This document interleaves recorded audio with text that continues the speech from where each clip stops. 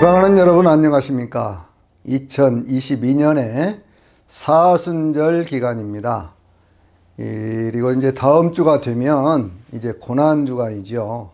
그래서 이런 때가 되면요, 우리 예수를 믿는 사람들은 전부 예수님에 대해서 깊이 생각을 하고 예수님의 십자가를 묵상을 하면서 큰 은혜를 사모하는 기간입니다. 이러한 기간 동안에 저는 우리 사랑하는 전철수 장로님과 함께 특별히 예수님의 생애에 대한 그 이야기들을 쭉 하면서 함께 은혜를 나누려고 합니다. 우리가 이 신약 성경을 이해를 하려고 하면 특별히 성경에 나오는 많은 사람들 가운데 세 번에 대한 것들을 기본적으로 이해하면 신약 성경 전체를 제대로 이해할 수가 있지요. 가운데 가장 중심이 되는 분은 누구시겠습니까? 그분은 바로 예수 그리스도, 우리 주님이시죠. 예수님이 누구냐 하는 것을 제대로 알면 성경 전체의 내용들을 우리가 바로 이해할 수가 있습니다. 이 예수님에 대한 그러한 이야기들은요, 사복음서, 마태, 마가, 누가, 요한복음에 그 내용들이 잘 나와 있죠. 예수님의 탄생에서부터 시작을 해서 예수님의 성장, 그리고 예수님께서 전하셨던 복음의 내용, 그리고 예수님의 십자가, 부활, 그리고 승천에 관한 그러한 내용까지가 쭉 기록이 되어 있는 것을 볼 수가 있습니다. 그래서 우리는요, 먼저 이 예수님이 어떤 분이냐 하는 것에 대해서 바로 알아야 됩니다. 그 다음에 신약 성경 전체를 우리가 바로 이해하려고 하면 꼭 알아야 될 사람이 하나가 있는데 그분은 바로 사도 바울입니다. 사도 바울은 특별히 예수님의 생애에 직접 만나서 함께 활동한 적은 없는 분이지만 그가 은혜를 받고 난 이후에 그는 전 생애를 오직 예수 그리스도의 복음을 증거하는 일에 자신의 삶 전체를 드렸던 위대한 사도였지요. 그래서 사도 바울에 대한 그런 말씀들은요, 사도행전에 거의 7장에서부터 시작을 해서 마지막 28장에 있는 말씀까지, 그리고 사도 바울이 저술했던 13권의 그러한 편지들의 그 내용들이 쭉 기록되어 나오고 있는 것을 볼 수가 있습니다. 신약성경 전체가 27권이니까요. 그 가운데 13권이라고 하는 것은 거의 절반에 가까운 그러한 내용들이 사도 바울의 편지 이렇게 볼 수가 있지요. 사도 바울은 특별히 복음서가 역사적으로 활동하셨던 예수님에 대한 이야기를 했다고 하면 사도 바울은 신앙의 대상이 되시는 그리스도에 대해서 주로 말씀을 한 것을 볼 수가 있습니다. 그리고 또 우리가 또 한 분의 어떤 그런 것을 이해를 해야 된다고 하면 바로 예수님이 사랑하시던 제자였던 요한 사도가 전한 요한계시록을 이해를 하면 그러면 예수님의 전체 어떤 분이었는가라고 하는 것을 우리가 알 수가 있죠. 요한계시록은요, 특별히 예수님의 재림에 관한 그러한 내용, 그리고 마지막에 새하늘과 새 땅이 이루어지는 영원한 천국에 대한 내용까지가 거기에 기록이 되어 있습니다. 그래서 우리가요, 신약 성경을 이해를 하려고 하면 물론 신약의 다른 부분인 히브리서라든지 혹은 베드로라든지 야고보 사도라든지 유다 사도와 같은 그러한 분들에 대한 이야기도 함께 아는 것도 중요하지만 기본적으로요, 큰 틀에서 보면 예수님과 사도 바울 그리고 요한 사도 이렇게 이해를 하면 우리가 성경 전체, 신약 성경 전체를 이해할 수 있는 중요한 어떤 그런 포인트가 되는 것이죠. 역사적으로 활동하셨던 예수, 또 신앙의 어떤 대상이 되셨던 예수, 그리고 재림하시는 그러한 예수님에 대한 내용, 이렇게 보면 되는 것이거든요. 그래서 오늘은요, 특별히 이제 다음 주부터는 역사적으로 활동하셨던 예수님에 대한 이야기를 복음서를 중심으로 해서 이렇게 쭉 말씀을 드리기 전에 사도 바울이 살아오면서 전했던 예수님에 대한 얘기를 해보려고 그래요. 왜 그렇게 제가 순서를 생각을 했냐면 성경이 기록된 어떤 그런 순서로 보면요, 그것은 사도 바울이 쓴 이 편지들에서부터 성경이, 신약 성경이 기록되기 시작을 하고 그러한 과정 속에 이제 마가복음과 마태복음, 누가복음, 요한복음 순으로 이렇게 기록이 되어지면서 역사적으로 활동하셨던 예수님에 대한 이야기는 그 뒤에 기록이 되고요. 그리고 맨 마지막에 다시 오실 예수 그리스도, 곧 요한계시록이 기록이 되기 때문에 그래서 바울이 활동했던 그러한 생애에 대한 것과 바울이 전한 복음에 대한 그러한 내용들을 쭉 살펴보면서 그러면서 먼저 그 내용들을 이해를 하고 역사적으로 그러면 활동하셨던 예수님은 어떤 분이냐 이렇게 이해를 할 때 그 내용들을 더 쉽게 이해할 수 있는 그러한 것도 되기 때문이죠. 그래서 오늘은요 사도 바울의 생애와 그가 전한 복음에 대한 그러한 말씀을 해보도록 하겠습니다. 사도 바울은 대개 언제 태어났다고 얘기가 되느냐 그러면 AD 1년경에 태어난 것으로 역사적인 어떤 그런 기록으로 또 성서학자들의 연구 결과로 그렇게 되어 있습니다. 예수님께서 BC 4년경에 출생을 하셔서 AD 26년에서 30년까지의 공생애를 사셨죠. 그리고 30년에 예수님께 십자가에 죽으시고 부활하시고 승천하신 그러한 기록까지가 나오고 있잖아요.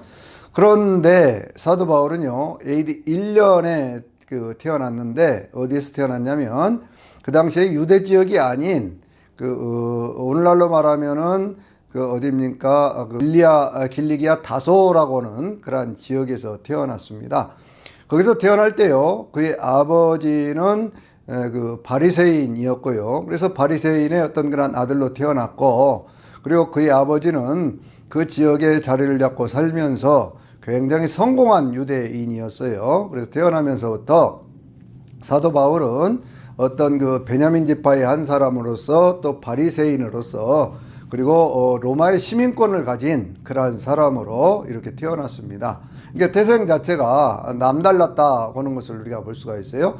혈통적으로는 유대이지만 그가 태어난 곳은 헬라 지역이었다라고는 그런 걸 우리가 생각을 해보면 이 사람이 살아가는 그러한 과정 속에서 이미 먼저 하나님께서 그를 이렇게 어떤 복음의 전도자로 쓰시려고 벌써 그와 같은 것들을 준비하셨다라고 하는 것들을 우리가 알 수가 있죠. 그는 바리새인으로 태어나면서 어린 시절에 그 아버지를 통해서 엄격한 율법의 교육을 받았고요. 청소년 시기에는 예루살렘으로 유학을 왔습니다. 그래서 가말리엘이라고 하는 그런 스승 밑에서 율법을 엄격하게 공부를 했습니다. 가말리엘이라고 하는 사람은요, 그 당시에 힐렐파라고 하는 힐렐파 삼마이파가 있었는데 그 힐렐파의 아주 유명한 율법학자였었거든요. 거기서 청소년기에 거의 7, 8년 이상을 거기에서 이제 공부를 하고 그런 다음에 다시 자기 고향 땅으로 돌아가서 거기서 율법학자로서의 어떤 그런 수련을 계속해서 그렇게 했던 것을 볼 수가 있습니다. 그렇게 해가지고요, 그런 유대교의 랍비가 되기를 원했던 자기 아버지의 소망대로 유대교의 랍비가 되었는데, 유대교의 랍비라고 하는 것은 율법에 정통하고 구약 성경에 정통한 바리새인 중에 바리새인이라고 하는 그러한 것이죠. 그래서 이제 그가 30대 초반이 되었을 때에 그는 다시 예루살렘으로 올라와서 사내드립 공의회의 한 일원으로서 그렇게 활동을 하게 되는 것을 볼 수가 있습니다. 그러니까 이때가 대개 언제냐 그러면 AD 32년, 33년 이런 무렵으로 우리가 보고 있거든요. 그러니까 역사적으로 활동하셨던 예수님은 26년에서부터 30년까지의 활동을 하셨기 때문에 역사적으로 활동하셨던 예수님과는 만난 적이 없다. 우리가 이렇게 보고 있는 것입니다. 그런데 이 사도 바울이 예루살렘에 올라와서 그렇게 활동하던 그러한 시기가 언제냐? 예수님께서 부활 승천하신 다음에 오순절날 마가다락방에 성령께서 강림을 하셨지요. 그리고 거기에서 교회가 세워지기를 시작하잖아요. 초대교회가 세워지면서 베드로 사도를 중심으로 해서 교회가 엄청난 그러한 부흥의 어떤 그러한 역사들을 이루어가기 시작을 합니다. 근데 그러한 부흥의 과정 속에서요, 이 사람들은요, 예수가 그리스도시고 예수님이 구약시대로부터 약속된 메시아다라고 하는 것을 주장을 하고 예수님이 부활하셨다라고 하는 것을 주장했기 때문에 기존 유대교에서 가르치고 있던 성전 중심의 제사 중심의 그러한 유대교와는 전혀 다른 그러한 방향을 가게 된 거예요. 그렇다고 해서 그때 초대 기독교인들, 예루살렘에 있던 예수님을 믿는 사람들이 자기들은 이 유대교 바깥에 다른 종교를 만든다 이런 생각은 전혀 없었죠. 그들도 역시 유대교 안에 있는 한 분파로서 그들이 어떤 그러한 그 예수님을 믿는 것으로서 구원을 받는다고는 그러한 주장을 하게 된 것입니다. 여러분, 이것이 왜 중요하냐면요, 이 유대교 안에 한 분파로서 그들이 스스로를 생각했다고 하는 것은, 그 당시에 유대교는요, 그 안에 여러 종파들이 있었죠. 바리새파도 있었고 사두개파도 있었고요, 그리고 에세네파도 있었고요, 젤로땅이라고 하는 그런 사람도 있었잖아요. 바리새파는 율법에 대한 규정들을 잘 지킴으로 해서, 그렇게 해서 자기들이 어떤 그런 하나님의 구원을 이루어갈 수 있는 그러한 것이다. 그리고 부활도 있고, 그리고 그 마지막 하나님의 어떤 그런 심판도 있다, 이런 것들, 천사가 있다, 이런 것들을 믿었던 사람들이고요. 사두개파 사람들은요, 부활도 없다, 내세도 없다, 그리고 하나님의 심판도 없다, 그런 것들을 이렇게 주장하던 그러한 사람들인데, 이 사람들이 사내드립이라고 하는 그러한 유대교 종교 공동체, 성전을 중심으로 한 그런 공동체를 이루어가면서, 그들은요, 그와 같은 어떤 종교적인 어떤 그러한 특권을 누리는 그러한 계급들로 그렇게 있었잖아요. 근데 에스네파는 어떤 사람들이냐? 우리가 잘 아는 세례 요한이 바로 에스네파의 한 사람이었었는데, 그들은 광야로 나가서 광야에서 경건 생활을 하면서 하나님의 나라가 임하기를 원하고 있는 그러한 사람들이었습니다. 또 하나 젤로 땅은요, 그 당시가 로마의 식민지였었기 때문에 로마의 식민지 상태에서부터 벗어나기 위해서 무장 봉기를 해서라도 그렇게 해서 그들이 어떤 나라의 독립을 이루고자 하는 그러한 마음을 가졌던 사람들이죠. 그런데 여기에 하나의 분파가 또 생겨나게 된 것입니다. 유대교 안에서 보면요, 이 나사렛파라고 하는, 왜 나사렛파냐? 예수님께서 나사렛 동네에서부터 이렇게 해서 성장해서 쭉 활동을 하셨기 때문에 예수님을 가리켜서 나사렛 사람, 그런 얘기를 했잖아요. 그러니까 나사렛 예수를 구주로 믿는 그러한 사람들이 유대교 안에 하나의 종파로 생겨난 것처럼 이렇게 되었었는데, 그 당시에 있는 사람들은요, 도저히 예수님의 부활을 받아들일 수가 없었던 거예요. 왜냐하면 예수님의 부활을 받아들이기 시작하면 구약 시대로부터 예언되었던 바로 그 메시아 그리스도가 예수님이라고 하는 사실을 인정해야 되기 때문에, 그 사실을 인정하게 되면 그동안 그들이 유지해왔던 성전 체제가 무너지게 되는 것이거든요. 그러니까 그것을 인정할 수가 없게 되었던 겁니다. 그래서 그들은요, 예수 믿는 사람들을 많이 핍박을 하게 되죠. 그래서 교회가 부흥해가는 동시에 교회가 핍박을 받는 그러한 이야기, 거기에 절정을 이루는 그러한 얘기가 어디에 있습니까? 바로 스데반 집사의 순교에 관한 그러한 얘기죠. 사도행전 7장을 보면요, 그게 이제 스데반 집사가 순교를 하게 될 때에 거기에 어떤 역사가 있느냐? 스데반 집사가 쭉 하나님의 복음을 증거를 하면서, 그러면서 예수 그리스도께서 자기를 보고 있다고 하는 그런 얘기까지를 할 때에 거기에 있던 사람들이 돌로 스데반 집사를 쳐서 죽이는 모습이 나오는데, 그때 그 자리에서 그 사람들의 옷을 지키는 한 청년이 있었지요. 그게 누구냐고 하면 나중에 이제 바울이라고 이름 지어진 사울이라고 하는 그런 청년이었습니다. 그러니까 이 사울은요, 그때 어떤 율법의 전문가이면서도 구약 성경에 대해 정통하고 있으면서도 예수님이 그리스도다라고 하는 사실을 받아들일 수가 없었던 거예요. 그래서 그와 같은 일을 하고, 그러면서 이제 교회가 많이 핍박을 당하면서 흩어져 가기 시작하지 않습니까? 사도행전 8장을 보면요, 거기에 이제 빌립 집사는 흩어져 가는 그런 과정 속에서 어디로 갔습니까? 사마리아 지역에 가서 복음을 전하고, 그래서 거기에 또 다른 어떤 교회가 하나 또 생겨지게 되는 것이지요. 그리고 이제 중간에 가다가 이디오피아 내시를 만나서 복음을 전해서 그가 세례를 받으면서, 그러면서 이제 이 아프리카 지역까지 복음이 전거되어지는 그러한 역사들이 이루어지게 되는 것을 볼 수가 있습니다. 그러니까요, 사도행전 7장 8장의 사건이 왜 중요하냐면, 이것이 예루살렘이라고 하는 그곳 유대라고 하는 지역을 벗어나지 못하고 있던 이 예수 그리스도가 주님이시다고 하는 이 복음이, 그것이 이제 점점 더 그 영향력을 확장해 가면서 사마리아 지역으로 또 그 외 지역으로 이렇게 쭉 번져가게 되는 그러한 모습들을 우리가 볼 수가 있죠. 그래서 이제 이 바울이 그때가 언제냐 그러면 대개 AD 한 34년경, 그러니까 이제 교회가 세워지고 난 뒤에 한 4년 정도 지난, 그리고 사도 바울이 어떤 나이로 오면 뭐 34세, 35세쯤 되었다고 이렇게 볼까요? 그럴 때에 이 다메섹이라고 하는 그런 지역으로 이렇게 이제 예수 믿는 사람들을 핍박하기 위해서, 그 예루살렘 지역에 있던 사람들을 핍박할 뿐만 아니라 다메섹까지 가서 예수 믿는 사람들을 핍박하기 위해서 이 사람이 그쪽으로 이제 올라가게 되어지는 것이죠. 그런데 거기를 올라가다가 9장에 있는 말씀을 보면은요, 거기에 그 길가에서 하늘로부터 그 엄청난 햇빛보다도 더 강한 빛 가운데서 역사하시는, 그리고 말씀하시는 그 예수님을 만나게 됩니다. 예수님이 뭐라고 말씀하셨어요? 사울아 사울아 내가 왜 나를 핍박하느냐? 대답을 합니다. 주여 누시니까 나는 내가 핍박하는 예수다. 이런 말씀들을 주고받으면서요, 사울이 거기서 거꾸러져 버리잖아요.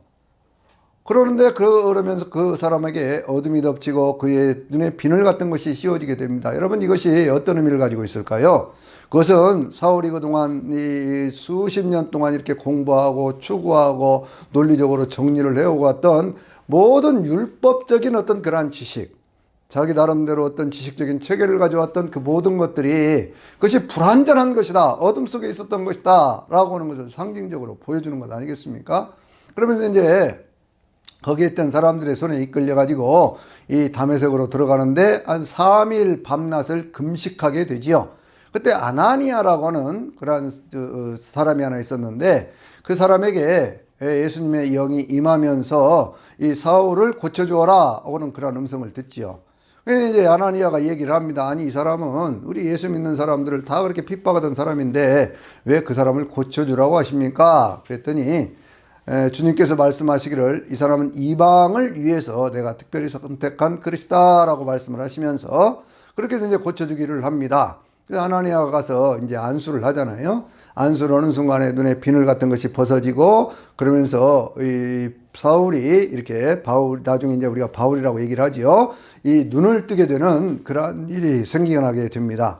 그러면 눈을 뜬 이 사울이요, 계속해서 이제 예수가 그리스도라고 하는 것을 그때부터 증거하기를 시작을 하는데, 사람들이 갑자기 이상한 거예요. 예수 믿는 사람들을 핍박하기 위해서 왔던 이 사람이 이렇게 자꾸 예수가 그리스도라고 하는 것을 증거를 하기 시작하니까 이 사람들이 이상하잖아요. 그래갖고 사람들이 피하기도 하고 어떤 사람들은 그걸 박해하기도 하고, 그러니까 이 사람이요, 이 다메섹에서부터 피신을 내서 나가는 그러한 일이 생기게 되어집니다. 다메섹에서부터 피신해 갔던 이 사울이 어디로 갔을까요? 성경에 있는 그러한 기록을 보면요, 갈라디아에서 그런 얘기를 하는데 한 3년이라고는 그러한 기간 동안을 아라비아 지역에 가 있었다, 그렇게 얘기를 합니다. 아라비아 지역도 여러 곳이 있죠. 오늘날 우리가 그 페트라라고 하는 그러한 지역도 있고요, 사막으로 되어진 그러한 지역도 있고 그러는데, 대개 이제 그 의학자들의 어떤 그런 연구는 뭐냐면, 대개 아라비아 지역에 있는 사막 지역 어딘가에 가서 자기가 가지고 있던 모든 지식들을 다시 점검하고 하나님과 깊은 어떤 영적인 교제를 가지는 바로 그러한 시간을 가졌을 것이다, 그렇게 얘기를 합니다. 한 3년쯤 지난 다음에요, 이 바울이 어디로 오느냐 그러면 다시 이 예루살렘에 올라가서요, 바나바의 어떤 그런 소개를 통해서 이 베드로하고 야고보를 만나서 한 보름 정도 그렇게 지내게 됩니다. 이 보름이라고는 그러한 기간 동안에요, 이 바울 사도는 특별히 그 예수님에 대한 많은 얘기들을 들었겠지요. 그러나 여전히 그곳에도 신뢰를 얻지 못하는 그러한 이 사울이요, 어디로 가느냐, 자기 고향이었던 길리기아 다소 지방으로 가서 거기서 거의 한 10년 가까운 그러한 세월들을 거기서 보내게 됩니다. 그때 무엇을 했는가에 대한 구체적인 기록이 성경에는 나와 있지 않지만, 대개 거기에서 이제 성경을 더 깊이 연구하면서 예수 그리스도의 복음을 증거하며 살았을 것이다, 그렇게 얘기를 하지요. 그런데 이제 그 다음에 어떤 성경에 이어지는 사건은 뭐냐 하면, 10장에서 이제 고넬료 집에 가서 베드로가 복음을 전하는 그러한 내용이 있고요. 그리고 11장에 가서 보면 거기에 있는 많은 사람들이 이제 흩어져 가면서 예루살렘에서부터 흩어져 가고, 구보르라는 지역, 알렉산드리아라는 지역, 여러 지역으로 흩어져 갔던 그러한 사람들이 수리아의 안디옥이라고 하는 그러한 지역에 예수 믿는 사람들이 모여서 거기에서 자생적인 어떤 교회를 만들게 되지요. 그것이 대개 언제냐 그러면요, AD 한 6년경, 5년경, 6년경 이 무렵에 있었던 그러한 사건들입니다. 그러니까 거기서 이제 자생적으로 그런 어떤 그 교회 공동체가 생겨나기를 시작하는 것을 보면서 예루살렘에 있던 사도들이요, 거기 한 사람을 보내서 그들을 지도해야 되겠다 생각을 하고 파송하게 되는 것이 누구냐? 그가 바로 바나바라고 하는 그런 사도입니다. 바나바 사도는요, 성경에 있는 말씀 보면 착한 사람이고 믿음과 성령으로 충만한 사람이었다 이렇게 얘기를 하지요. 그래서 이제 그가 가서 그곳에 가서 수리아 안디옥이라고 하는 곳은 어디냐 그러면요, 그 당시에 로마가 다스리던 그러한 세계 가운데 큰 도시가 세 개가 있다고 하면 첫째는 로마요, 두 번째가 바로 이 수리아 안디옥이고 세 번째는 알렉산드리아, 아프리카 지역에 있던 그러한 도시였다 이렇게 생각할 정도로 굉장히 큰 도시였었거든요. 그러니까 그 지역에 자생적인 교회가 생기기 시작하고 사람들이 늘어나니까 그들을 지도할 사람이 필요했던 거예요. 그래서 바나바 사도가 가서 그들을 지도하다 보니까 자기 혼자 지도하기에는 역량이 좀 부족하다 그런 생각을 좀 했겠지요. 그래서 거기에서부터 한 200km쯤 떨어진 길리기아 다소라고 하는 그런 지역에 가서 거기에 가가지고요, 사도 바울을 청빙을 하게 됩니다. 이 두 사람이요, 한 1년간 거기에 있는 사람들을 계속 가르치는 거예요. 뭘 가르칩니까? 예수님이 그리스도다. 여러분, 이게 가장 중요한 복음의 핵심입니다. 복음의 핵심은 구약시대로부터 예언되어졌던 구원자, 바로 그분이 예수님이시고, 예수님이 십자가에 죽으시고 부활하셔서 그분이 우리의 구원자가 되셔서 우리의 모든 인생의 죄의 문제를 사하여 주시고 우리 인생을 영원한 삶으로 인도하신다 라고 하는 것이 복음의 핵심이거든요. 이 내용들을 이제 가르치기 시작하는 거예요. 그래서 이제 거기에서 생겨난 그러한 이름이 뭐냐면 그리스도인이라고 하는 그러한 이름이거든요. 근데 여러분, 이 그리스도라고 하는 그러한 말씀은, 예수님이 그리스도다라고 하는 말씀은 성경에 많이 나오고 있지만 그리스도인이라고 하는 그러한 이름은요, 성경에 단 3번밖에 나오지 않는 그러한 이름이거든요. 어디에 나오느냐? 가장 먼저 나오는 것이 바로 이 부분이에요. 바로 이 부분에서 그리스도인이라고 하는 그러한稱呼가 나오는데, 이것이 이 유대교 안에 있던 한 분파로서 나사렛파가 아니라 이제는 그리스도인이라고 하는 예수님을 그리스도로 구세주로 고백하는 새로운 종교의 탄생, 유대교가 아닌 기독교의 탄생이라고 하는 것을 우리에게 말씀해 주고 있는 것입니다. 그래서 이 사건이 이 사도행전에 있는 이 11장에 있는 이 사건이요, 굉장히 중요한 그러한 말씀이 되어지는 거예요. 그래서 이제 그 11장에서 그러한 그 말씀이 한 번 있고요. 또 한 번 어디 있냐면 사도행전 26장에 보면요, 아그리빠 왕 앞에서 이 바울이 막 간증을 하는 그러한 얘기가 있는데, 그러한 간증을 할 때 아그리빠 왕이 그런 얘기를 하죠. 네가 적은 말로 나를 그리스도인이 되게 하려고 한다. 그렇게 얘기를 하거든요. 그럴 때에 내가 적은 말로 하거나 많은 말로 하거나 내가 이렇게 묶여서 신문을 받는 이것 외에는 당신들도 다 나같이 되기를 원합니다 라고 얘기를 할 때요, 그 아그리빠 앞에서 그리스도인이라고 하는 그런 이름이 한번 나오고요. 또 한 번 어디 나오냐면 베드로 사도가 복음을 전하면서 그리스도인으로서 핍박을 받고 고난을 받는 그런 내용으로 얘기하는 것을 볼 수가 있어요. 그러니까 오늘날은요, 우리가 모두가 예수 믿는 사람들을 그리스도인 그렇게 얘기를 하지만 성경에 쓰여지던 그러한 시대는요, 그리스도인이라고 하는 이름은 무슨 존경받는 이름도 아니고, 왜냐하면 예수님께서 십자가에 죽으셨잖아요. 십자가에 죽는다고 하는 것은 그 당시에 가장 참혹한 죽음이고 가장 참 아프고 슬픈 그러한 얘기 아니겠습니까? 그렇기 때문에 그리스도인이라고 하는 그러한 이름으로 불린다고 하는 것은, 예수님을 주님이라고 한다고 하는 것은, 그것은 굉장히 치욕스러운 어떤 그런 것 가운데 하나였었거든요. 그래서 그 당시에는 존경받는 그러한 이름으로가 아니라 어떤 그러한 이름이 그러한 뉘앙스가 거기에 섞여져 있었다, 이런 것을 우리가 볼 수가 있죠. 한 1년간을 그들이 거기서 가르칩니다. 가르치는 그러한 과정 속에 그리스도인이라고 하는 어떤 그러한 집단이 형성이 되어지고요. 그런데 이제 거기에 또다시 어떤 교회의 큰 핍박의 사건들이 또 한 번 나타나지요. 이제 사도행전 12장에 있는 그러한 말씀들이 그 얘기거든요. 그래서 이제 거기에서 굉장히 많은 어떤 그러한 핍박이 일어나고, 그러면서 교회가 또 흩어져 가기 그렇게 시작을 할 때에 이제 안디옥에 있는 그러한 교회에 하나님의 명령이 내려지기를 시작을 합니다. 그래서 이제 13장부터 있는 그러한 말씀들, 사도행전 13장부터 있는 말씀들이 그것이 본격적으로 이 사도 바울의 어떤 선교에 관한 그러한 내용들이거든요. 거기에서 교회의 명이 내려서, 그래서 이제 바울과 바나바를 선교사로 안수를 해서 보내게 되어집니다. 그때 동행하는 것이 누구예요? 마가 요한이지요. 마가 요한은 예루살렘 성에 성령께서 강림을 하실 때 마가다락방이라고 하는 그 마가의 집, 바로 그것이 그 집의 주인이었던 마가인데, 젊어서부터 예수님을 알았죠. 그리고 이제 복음 전도였던 그런 사명을 받았다고 생각을 해서 이 사람이 그때 바로 그 안디옥, 그 수리아 안디옥 지방에 있었기 때문에 그 지역에서 이렇게 복음을 전하는 그 일에 나도 함께 가고 싶습니다 라고 해서 1차 선교행에 동행을 하게 되는 것을 볼 수가 있어요. 이 시기가 대개 AD 47년에서부터 49년까지의 그러한 내용들이거든요.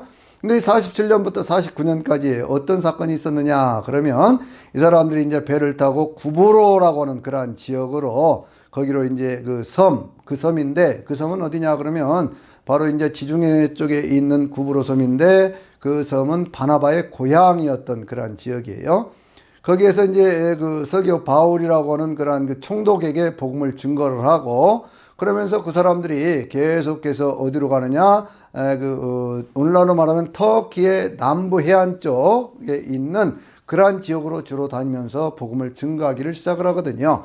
그래서 그들이 갔던 것이 버시디 안디옥, 그 다음에 거기에서 또 이쪽으로 올라간 것이 어디냐 그러면 그 옆쪽이죠. 옆쪽 동남쪽인데 그쪽으로 간 것이 어디냐 그러면 그것이 이제 이고니온이라고 하는 것이고요. 그리고 또 한 가지가 어디냐 그러면 그것이 이제 그 루스드라라고 하는 것이에요. 루스드라에서는 아주 특징적인 사건 하나가 있었죠. 그것은 뭐냐면 안전뱅이 하나를 일으키는 그러한 사건이 있었지 않습니까? 사도 바울이 보니까 구원받을 만한 믿음이 있다고 그래서 내 발로 일어서나 걸어라 그랬더니 이 사람이 예수님의 이름으로 일어나 걷게 되는 그러한 일이 있었죠. 그래서 이제 거기에서 그들을 막 신으로 경배하려고 하는 제우스가 강림했다 그렇게 가지고 막 신으로 그렇게 경배하려고 하는 그걸 못하게 하면서 천지를 창조하신 하나님에 대한 말씀 그리고 어떤 그러한 그 예수 그리스도의 구원이라고 하는 것들을 증거를 하면서 그들이 복음 증거를 하기 시작합니다. 그런데 이제 그것 때문에 많은 핍박이 또 일어나게 되지요. 그래서 이제 바울 사도와 어떤 그런 이 바나바 사도가 거기서부터 벗어나서 그렇게 해가지고요. 다시 왔던 길을 돌아와서 쭉 돌아가지고 수리아 안디옥까지 오게 되는 그러한 내용들을 우리가 볼 수가 있어요. 그러니까 수리아 안디옥이라고는 이게 버시디아 안디옥이 있고요. 수리아 안디옥이 있는데 수리아 안디옥은 이 바울 사도가 복음을 전하던 그러한 근거지였고요. 이 버시디아 안디옥이라고 하는 것은 이 오늘날로 말하면 터키 이쪽에 있는 그 당시로 말하면 갈라디아 지역입니다. 그 지역이 갈라디아의 그 남쪽에 있었던 그러한 지역이거든요. 그러니까 그런 지역에 두 개의 안디옥이 있었는데 두 곳이 다 아주 복음 전도에 중요한 역할을 했다. 그런 것을 우리가 볼 수가 있고요. 또 우리가 한 가지 생각해야 될 것은 뭐냐면 이 안디옥이라고 하는 수리아 안디옥이라고 하는 그러한 지역이 거기가 굉장히 발달된 그러한 도시여서 그래서 이제 거기가 수리아의 어떤 그런 수도와 같은 그런 역할을 했거든요.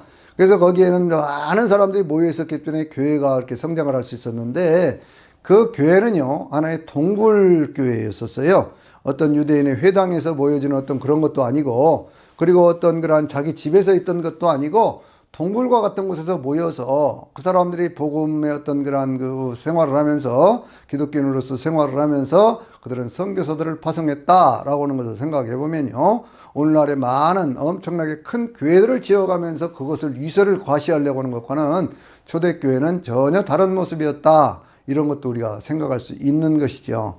그런데 이제 거기에 도착을 했을 때 한 가지 문제가 생겼습니다. 그것은 뭐냐면 이 바울 사도, 바나바 사도가 없는 그러한 상황 속에 이 예루살렘으로부터 올라왔던 거짓 선지자들이 있었어요. 가짜들이 있었습니다. 그들이 거기에 와서 무엇을 얘기를 했느냐?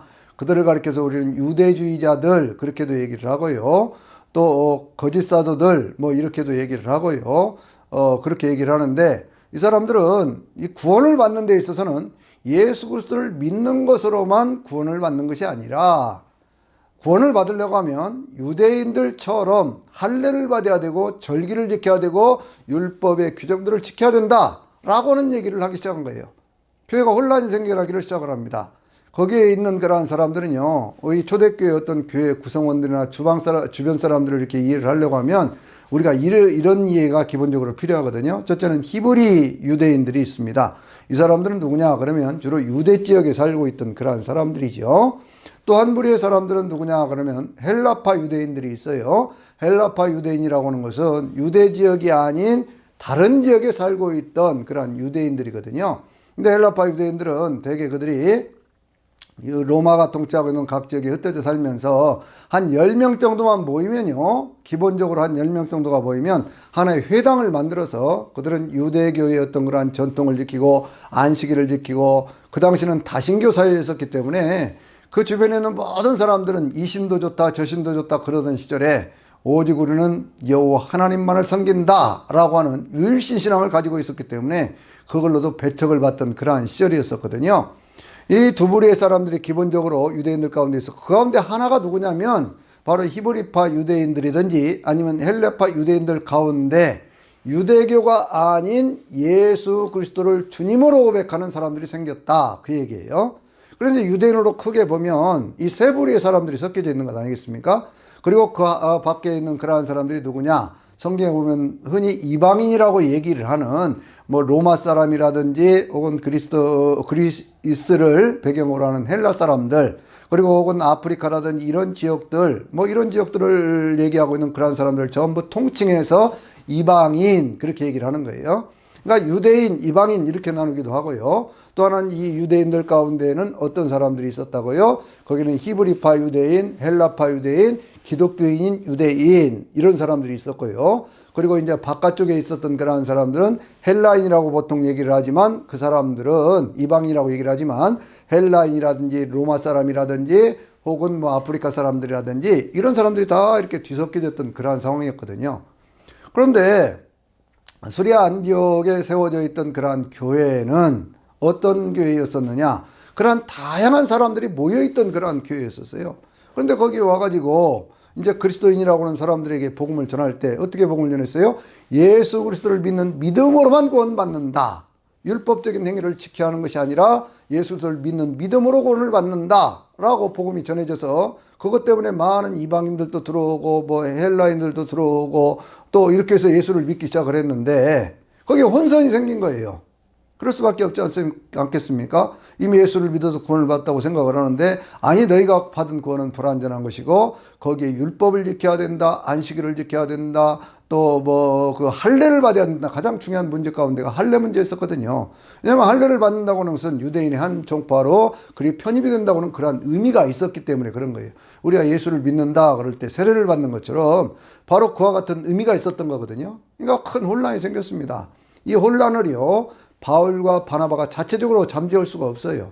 그래서 이 사람들이 올라가는 것이 어디냐? 그것이 바로 예루살렘으로 올라가게 됩니다. 그래서 이 AD 49년에 사도 바울이 1차 선교행을 마치고 난 뒤에 바나바 사도와 함께 예루살렘에 올라가서요. 예루살렘에서 1차 사도회의 종교회의로 보면 그게 이제 효시와 같은 그러한 것이죠. 이제 그것을 거쳐서 거기에서 이제 결론을 내리기를 시작을 합니다. 먼저는 누가 얘기를 하느냐? 베드로 사도가 거기서 쭉 얘기를 하는 거예요. 맨날 며칠 회의를 했겠지요. 베드로 사도가 사도행전 10장에 고넬료의 집에 자기가 복음을 전하러 갔던 그러한 경험들을 쭉 얘기를 하면서 그때 내가 하늘로부터 내려오는 그런 환상을 보았고 그 환상의 어떤 그러한 내용들 가운데서 나는 거룩하지 못한 것들, 더러운 것들을 먹어본 적이 없습니다. 그럴 때 하나님께서 거룩하게 하신 것을 네가 속되다고 하지 말라 하는 그러한 음성을 들으면서 무슨 얘기인가 하고 봤더니 고넬료 집안, 이방인 백부장이었던 고넬료 집안에서 사람들이 와서 그들이 청하는 대로 내가 그 집에 갔더니 사람들이 다 모여있더라. 가족들도 다 있더라.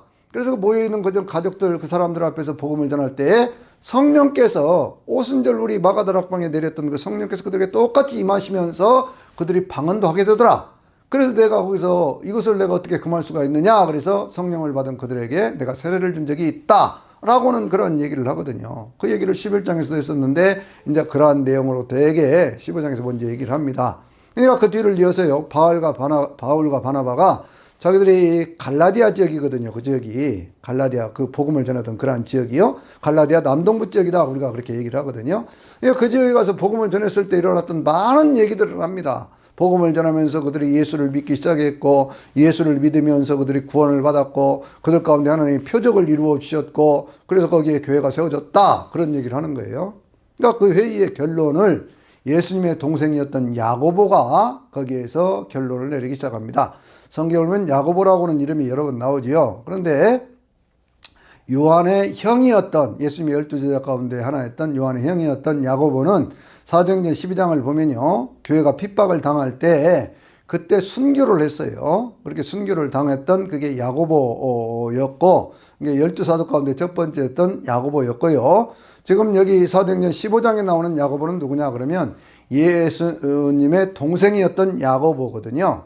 예수님의 동생이었던 야고보가요, 초대교회의 기둥과 같은 그러한 역할을 베드로와 함께 하고 있었습니다. 그럼 야고보가 결론을 내리기를 어떻게 내리냐 그러면, 자, 이렇게 복음이 이방인들에게도 전해져서 그들이 구원받을 길을 하나님이 열어주신 것은 분명하다. 그러니 이제 우리가 그들에게 몇 가지만 금하도록 하자. 첫째는 우상을 섬기는 것 못하게 하자. 음행하는 것 못하게 하자. 피 흘리는 것 그것 못하게 하자. 그리고 목매어 죽이는 것 이런 것 못하게 하고, 그 외에는 어떤 제한을 두지 말자. 무슨 할례를 받으라고 한다든지 절기를 지키려고 한다든지 이런 것들은 하지 말자. 이렇게 결론을 내려주는 거예요. 그러면서 그들에게 편지를 써줍니다. 그때 함께 갔던 것이 누구냐 그러면요, 그 신라가 같이 가게 되죠. 유다하고 신라가 거기를 같이 가게 됩니다. 왜냐하면 거기에 이제 바울과 바나바가 거기로 왔는데, 바울과 바나바만 가서 그 얘기를 하면 거기에 이제 사람들이 잘 안 믿을 수도 있잖아요. 그러니까 이제 거기에 같이 있던 그 신라라든지 혹은 유다라든지 이런 사람들 같이 보면서 편지를 써서 거기에 이 수리아 안디옥이라고는 그러한 지역으로 거기로 이제 편지를 써서 보내는 것이거든요. 그래서 그 교회 안에 있던 그러한 그 내용들을 정리를 해서 교회가 든든하게 서갈 수 있도록 하는 그러한 역할을 거기서 하게 되어지는 거예요. 여러분, 이 내용이 왜 중요하냐면, 앞으로 이 교회들이 세워져 갈 때요, 항상 어디를 가든지 맞부딪히는 것이 누구냐면, 그 안에 있던 헬라파 유대인들 가운데 정통 유대인들과 사도 바울이 전하는 복음이 서로 맞부딪히는 것은 뭐냐면, 율법을 지켜야 된다, 할례를 받아야 된다 라고 그들은 주장을 했고, 사도 바울은 예수 그리스도를 믿는 믿음으로만 구원을 받는 것이지 율법의 행위를 지킴으로 구원받는 것이 아니다 라고는 그것을 서로 주장했기 때문에 계속해서 유대인들에게 핍박을 받게 되는 것이거든요. 거기서 돌아오면서 바울 사도가요, 하나의 편지를 쓴 것이 있는데 그것이 바로 갈라디아서입니다. 사도 바울이 썼던 13권의 편지 가운데 제일 먼저 쓰여진 편지가 바로 이 갈라디아서지요. 이 갈라디아서에서 사도 바울은 이 내가 전하는 복음, 예수 그리스도를 믿음으로만 구원받는다고는 이 복음 외에 다른 복음을 전하는 자들은 저주를 받을지어다 라고까지 아주 격렬하게 얘기를 합니다. 왜냐하면 바로 이 부분에서 양보를 해버리면요, 기독교는 여전히 유대교 한 종파밖에 안 되는 것이거든요.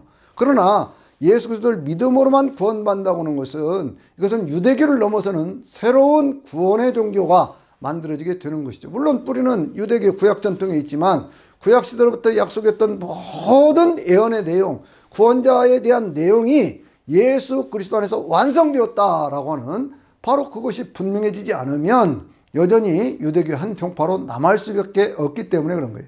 그래서 사도 바울이 그런 얘기를 하지 않습니까? 만약 할례를 받으라고 하는 사람들이 있으면 차라리 그걸 베어버리는 것이 좋겠다, 그렇게도 얘기를 하고요. 그러면 이제 자칫 잘못하면 어떤 도덕적 어떤 방임주의 같은 것이 생길 수도 있지 않습니까? 그래서 사도 바울이 하는 얘기가 율법의 행위가 아닌 성령의 열매에 대한 것들을 강조하기 시작하는 거예요. 사도 바울이 이렇게 얘기를 합니다. 갈라디아서 5장에 있는 말씀 보면요, 성령의 열매 9가지를 얘기를 하죠. 사랑과 희락과 화평과 오래 참음과 자비와 양성과 충성과 온유와 절제니 이와 같은 것을 금지할 법이 없느니라. 그리스도 예수의 사람은 그리스도와 함께 십자가에 그 정과 욕심을 함께 못 박았느니라 라고 얘기를 하고 있잖아요. 그러니까 인간의 어떤 육적인 본성이 아닌 성령의 이끌림을 받아서 성령의 열매를 맺는 그러한 삶이라고 하는 것이 율법적인 행위를 지키는 것보다 훨씬 더 위대한 기독교의 어떤 그러한 구원의 진리 가운데 하나가 되어지는 것입니다. 왜 이런 그 갈라디아서를 쓰냐면요, 어딥니까? 수리아 안디옥에 와서 그러한 거짓된 복음을 전하던 그러한 사람들이 갈라디아 지역에도 가가지고요, 거기에도 똑같은 그런 얘기를 하면서 사도 바울이 세웠던 그런 교회에 혼란이 일어나기를 시작을 했던 거예요. 그래서 그 혼란을 잠재우기 위해서 거기에서 그와 같은 내용들로 이렇게 쭉 정리를 해주는 것이 갈라디아서가 쓰여진 배경이다, 그런 얘기예요. 그러고 나서 이제 여러 날이 지났습니다. 여러 날이 지난 다음에 사도 바울이 다시 이제 선교행을 가자, 우리가 세웠던 그런 교회들을 돌아보면서 그렇게 하면서 그 교회들에 있는 그런 믿음들을 좀 더 굳건히 세워줘야 될 필요가 있다, 그렇게 얘기를 하는 것이죠. 그래서요, 사도 바울이 바나바와 함께 다시 이제 선교행을 가려고 그러는데, 그때 이제 마가를 다시 데리고 가자 그런 얘기를 하거든요. 왜냐하면 이 마가가 중간에 이렇게 쭉 1차선 기행을 따라가다가 하나의 산맥을 넘어서서 그렇게 해가지고는 이제 다른 지역으로 이고니온 지역으로 뭐 이런 지역으로 막 넘어가고 그러려고 그럴 때 너무나 이제 힘이 드니까 거기서 포기하고 돌아와 버렸거든요. 그러니까 바울 사도가 그때 그런 얘기를 하지요. 아, 마가가 중간에 그렇게 하고 왔는데 어떻게 다시 데리고 가느냐. 그래가지고 바나바하고 서로 의견이 갈려가지고요. 거기 성경은 심히 다퉜다 그러는데 그걸 좀 더 뭐 심히 다퉜다는 그런 말보다는 서로 의견이 많이 달랐다 이런 식으로 보는 게 더 낫지요. 그렇게 해가지고 이제 거기에서 서로 선교팀이 두 팀으로 나눠지잖아요. 하나의 팀은 어디로 가느냐 그러면 바나바는 바울을 데리고 자기의 고향이었던 구브로 지역으로 가게 되어지고요. 그리고 이제 바울은 육로를 통해서 자기가 성장했던 어떤 그러한 지역, 길리기아 다소라고는 그러한 지역을 넘어서서 다시 쭉 내려와 가지고요. 루스드라하고 그리고 이제 어디로 오게 됩니까? 루스드라에서 다시 이제 이고니온을 거쳐서 그렇게 해가지고 이제 버시디아 안디옥 쪽으로 이렇게 쭉 내려오는 그러한 모습들을 볼 수가 있지요. 근데 이제 그렇게 쭉 내려오는 그러한 과정 속에 어떤 사건들이 있었느냐 그러면 이 사도 바울이 이 복음을 전하는 그러한 과정 속에서요 거기에서 어디로 가게 되느냐 그러면 이제 아시아 쪽으로 이렇게 내려와서 복음을 전해야 되겠다고 생각을 하는데 아시아라고 하는 것은 이제 터키 쪽을 주로 얘기를 하는 것이에요. 오늘날로 말하면 그러한 쪽으로 가서 이렇게 전하려고 하는데 이 성령께서 그 길을 막으시는 거예요. 그리고 환상을 보여주면서 마게도니아 쪽에서 우리를 도우라라고 하는 그런 환상을 보면서 바울이 처음에 넘어가기 시작한 것이 어디냐 그러면 빌립보 지역이지요. 근데 이제 빌립보 지역으로 가게 되어지면서요 거기에서 어떤 일이 생겼습니까? 거기에 가서 보니까요 거기에는 유대인의 회당이 없었어요. 사도 바울은 어떤 전도의 중요한 전략 가운데 하나가 유대인의 회당에 들어가서 복음을 전하는 것이었어요. 왜냐하면 유대인의 회당은 이 안식일이 되면 유대인들이 전부 모여서 거기에서 이제 성경을 강론을 하는 그런 것들이 있었거든요. 그러니까 그런 기회에 사도 바울이 바리새인 중에 바리새인이고 랍비고 뭐 이런 사람이니까 거기 아주 정통한 사람이니까 그 얘기를 쭉 종합을 해가면서 그러면서 바로 그렇게 해서 오신 구세주가 있는데 바로 그분이 예수님이시다. 그분이 그리스도다. 라고 하는 걸 증거하면서 복음전도의 기지로 삼았던 거거든요. 그러니까 그 회당, 유대인 회당이 복음과의 접촉점이 되는 바로 그러한 자리였다. 그런 얘기예요. 근데 그것이 없으니까 바울이 이렇게 길을 다니면서 이렇게 복음을 전하고 그러는데 거기에서 누구를 만났습니까? 거기에 누굽니까? 자주장사였던 루디아를 만나는 그러한 일이 있지요. 루디아 집안에 가서 이제 복음을 전하면서 이렇게 하기 시작을 하는데 그런데 거기 중간에 어떤 일이 있었어요? 한 여자아이가 귀신이 들려가지고요. 그래가지고는 계속 바울을 이렇게 얘기를 하면서 이 사람들은 하나님의 큰 어떤 그러한 복음 전도자들이다, 사도들이다, 하나님의 종들이다. 그렇게 해서 계속 얘기를 하는 거예요. 바울이 참 귀찮아서 견딜 수가 없습니다. 복음 전도에도 오히려 방해가 되고요. 이걸 어떻게 해야 될까라고 생각을 했습니다. 왜냐하면 예전에 루스드라에서요 안전뱅이를 일으켜준 것 때문에 큰 문제가 생겼었잖아요. 그래야 자기들이 곤욕을 치렀던 그러한 생각이 나서 거기서 머뭇거리다가 몇 날이 지난 다음에 그 다음에 이제 예수님의 이름으로 그 여자에게 있던 귀신을 쫓아내줘 버린 거예요. 그랬더니 귀신이 쫓겨난 그러한 그 아이를 데리고 다니며 점치면서 돈 벌던 그러한 사람이 이거 화가 나잖아요. 자기가 돈 벌 기회가 없어졌으니까. 그러니까 이 사람이 이제 바울을 모함을 하면서 이 사람들 우리가 도저히 받지 못할 그런 것들을 전하고 다닌다. 사람들을 선동을 해가지고 그렇게 해가지고 이제 그 사도 바울과 실라가 붙잡혀서 감옥에 들어가는 그런 얘기가 나오거든요. 이게 사도행전 16장에 나오는 그런 얘기 아닙니까? 많이 맞고 그렇게 해서 이제 감옥에 있던 그 바울과 실라가 그 한밤중에 하나님을 찬양을 하지요. 어떤 찬양을 했을까요? 주 안에 있는 나에게 딴 근심 없으랴 뭐 이런 찬양 아니었겠습니까? 그러니까 하나님이 주신 어떤 그러한 은혜. 근데 참 생각해보면 기가 막힌 거 아닙니까? 아시아 쪽으로 가서 복음을 전하려고 하는데 거기를 가지 못하게 환상을 보여주시고 그러면서 이제 빌립보 쪽으로 인도를 하셨는데 거기에 가가지고 뭐 잘못한 거 뭐 있습니까? 귀신 들린 아이 고쳐준 것밖에 없는데 그것 때문에 붙잡혀서 매를 맞고 감옥에 들어가야 된다고 하는 것이 그것이 참 이게 가당키는 한 얘기냐 그거예요. 바울은 거기서 실망하지 않습니다. 하나님께서요 더 큰 어떤 그러한 소망을 주실 것이다. 새로운 뭔가 미래가 있을 것이다 라고는 그러한 생각을 하게 되는 것이지요. 그래서 이제 바울 사도가 거기에서 찬양하러 올 때 옥터가 막 흔들리기 시작하면서 묶인 것이 풀어지고 옥문이 다 열려지고 그렇게 되어지잖아요. 그렇게 해가지고 거기서 어떤 간수에게 복음을 증거하는, 그래서 그들이 구원받는 그러한 역사가 나타나죠. 아주 유명한 말씀이죠. 선생님들이여 내가 어떻게 해야 구원을 받으리까? 주 예수를 믿으라. 그리하면 너와 내 집이 구원을 받으리라. 그래서 그 저녁에 그 간수의 집에 가서 상처를 치료를 받고 그렇게 해가지고는 다시 이제 옥에 와서 그 다음날 풀려 나와. 그렇게 해서 이제 루디아의 집에 있는 교회에서 이 빌립보 교회가 시작되는 것을 볼 수가 있습니다. 여기 아주 오묘한 하나님의 섭리가 그 가운데 있어요. 그건 뭐냐면 거기에 가서 만난 여인이 바로 이 루디아라고 하는 그런 여인인데, 루디아라고 하는 그런 여인은 계시록에 보면 두아디라 교회라고 하는 게 있지요. 두아디라라고 하는 그러한 지역에 그가 이제 하나의 공업 지역이고 염색산업, 뭐 옷감 산업 것들이 발달한 그러한 지역이었었거든요. 그 지역에서부터 사업을 시작을 해서 빌립보 지역에서 큰 어떤 그러한 옷감 장사를 하던 그러한 여자였었어요. 그러니까 큰 부자였지요. 근데 그 집에서 이제 교회가 모이기 시작하면서 이 빌립보 교회는요, 사도 바울의 평생 동안 사도 바울의 복음 사역에 귀중한 어떤 물질적인 후원을 하는 그러한 교회가 된다, 그런 얘기예요.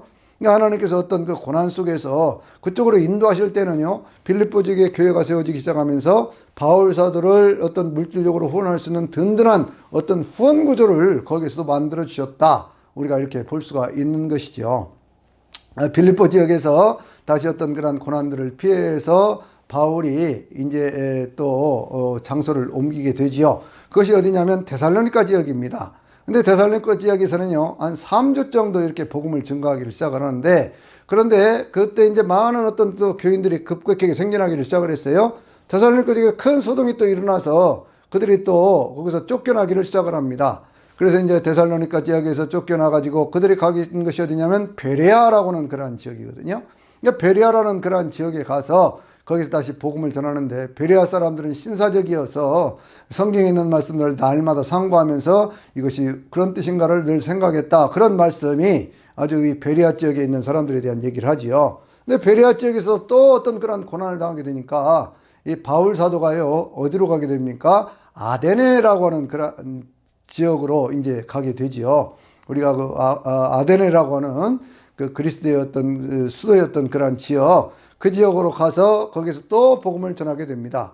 사도 바울이 이렇게 쭉 복음을 전하는 그런 과정 속에서요, 어떤 그런 거기에서 전했던 그런 복음의 내용이 뭐냐면, 너희가 알지 못하는 신들에게 이렇게 그 복음을 전한다, 이렇게 경배한다고 그랬는데, 그 알지 못하는 신이 누구냐? 바로 그분이 천지를 창조하신 하나님 아버지다라고는 그런 얘기에서부터 시작을 해서 예수 그리스도가 구세주다라고는 그런 이야기까지를 쭉 전하는 것을 볼 수가 있어요. 거기서 복음을 전한 다음에 그 다음에 넘어간 곳이 어디냐? 그러면 바로 그것이 고린도 지역이거든요. 고린도라고는 그러한 지역은요, 항구도시면서 그러면 이제 성적으로 윤리적으로 굉장히 이 부패했던 그러한 지역이 있습니다. 그거는 아프로디테 신전, 그러한 신전이 있고 성전 청녀들이 가득 차 있던 그러한 곳이었고, 그래서 이제 도덕적으로 윤리적으로 굉장히 어떤 타락한 그러한 도시였었는데, 거기에서 한 1년 6개월 정도를 머물면서 사도 바울이 복음 전도를 하는 것을 볼 수가 있어요. 근데 거기 고린도에 있던 그러한 바울에게 데살로니가 지역이 어떻게 생겼을까라고는 그러한 그런 생각이 들었지요. 그래서 바울이 거기는 한 3주 정도밖에 복음을 못 전한 곳이었기 때문에 그 지역으로 사람을 하나 보내는데, 그것이 누구냐면 믿음의 아들이었던 디모데입니다. 디모데는 어디서 만났느냐 그러면 루스드라라고 하는 그러한 지역에서 만났던 그러한 사람이거든요. 그래서 이제 그 믿음의 아들로 늘 했는데 거기까지 왔던 거예요. 그래서 이제 고린도 지역에서 이렇게 쭉 그 이야기를 들으면서 거기를 보냈더니 교회가 이제 참 여러 가지 문제들이 있다고는 그런 얘기를 들었어요. 특별히 어떤 문제가 있느냐 그러면, 이제 교회는 굉장히 어떤 핍박 가운데 있는데, 그들 가운데 바울이 전하면서 특별히 이제 재림에 대한 어떤 그런 신앙을 많이 강조를 했던 것 같아요. 그러니까 재림에 대한 예수님의 재림을 사모하면서 이 사람들이 어떤 의문을 가졌느냐? 그러면 예수님이 재림하기 전에 이미 죽은 사람들은 어떻게 되는 것이냐? 그리고 예수님이 재림할 때는 어떤 일들이 어떻게 이루어지는 것이냐? 예수님의 재림을 기다리는 우리는 어떤 자세로 살아야 할 것이냐라는 거예요. 그런데 그 가운데 많은 사람들이요, 예수님이 재림이 가까이 오니까 이제 뭐 우리가 뭐 생활도 열심히 할 필요도 없다, 뭐 우리 한국 사회도 그런 일 많이 있지 않았습니까? 재림을 얘기하는 사람들 가운데요, 생업을 다 포기해버리고 그런 사람도 있잖아요. 왜 그런 일들이 생겨난 거예요. 그래서 이 바울 사도가 그 데살로니가 교회에 있는 성도들의 믿음을 칭찬을 하면서, 그러면서 이 재림에 대한 그러한 내용들을 확실하게 이제 얘기하는 것이 데살로니가전 4장에 있는 그러한 말씀이잖아요. 그 가운데에서 예수님이 이렇게 재림을 하실 때 죽은 자들이 우리보다 먼저 일어난다라는 얘기를 하면서 예수를 믿고 죽는 사람들이 먼저 이렇게 휴거에 참여하게 된다는 그런 얘기를 하지요. 그러면서 이제 그 속에서 믿는 사람들도 함께 공중에서 주님을 재림하게 된다고 하는 그런 얘기들로 그들을 위로하면서 믿는 사람들이 그 재림이 기다릴수록 더 열심히 생활해야 된다라고 하는 그런 말씀까지 함께 하는 것을 볼 수가 있습니다.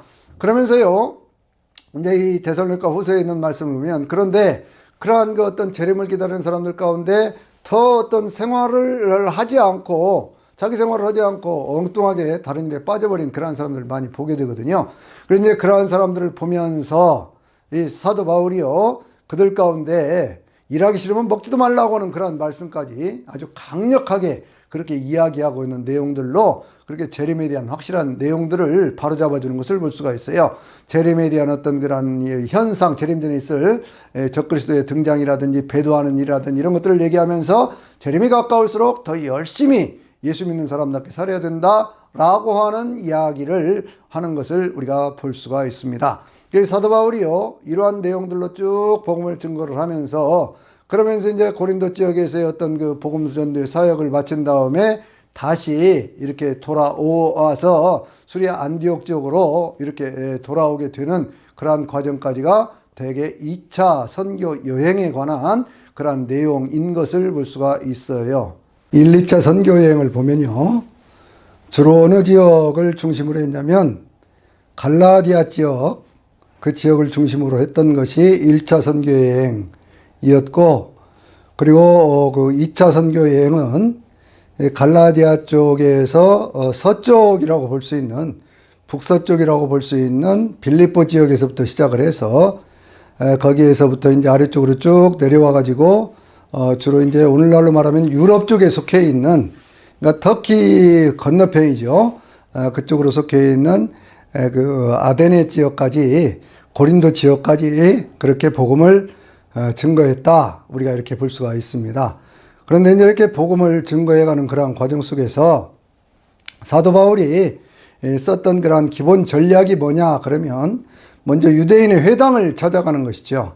유대인의 회당에 찾아가서 거기에서 그 유대인들에게 그 성경을 전하면서 그 논리적으로 구약에 있던 모든 것들을 동원을 해서 그렇게 해가지고 그 가운데에 그 어떤 그 예수님이 그리스도다라고 하는 것을 증거하는 그러한 모습들을 우리가 볼 수 있습니다.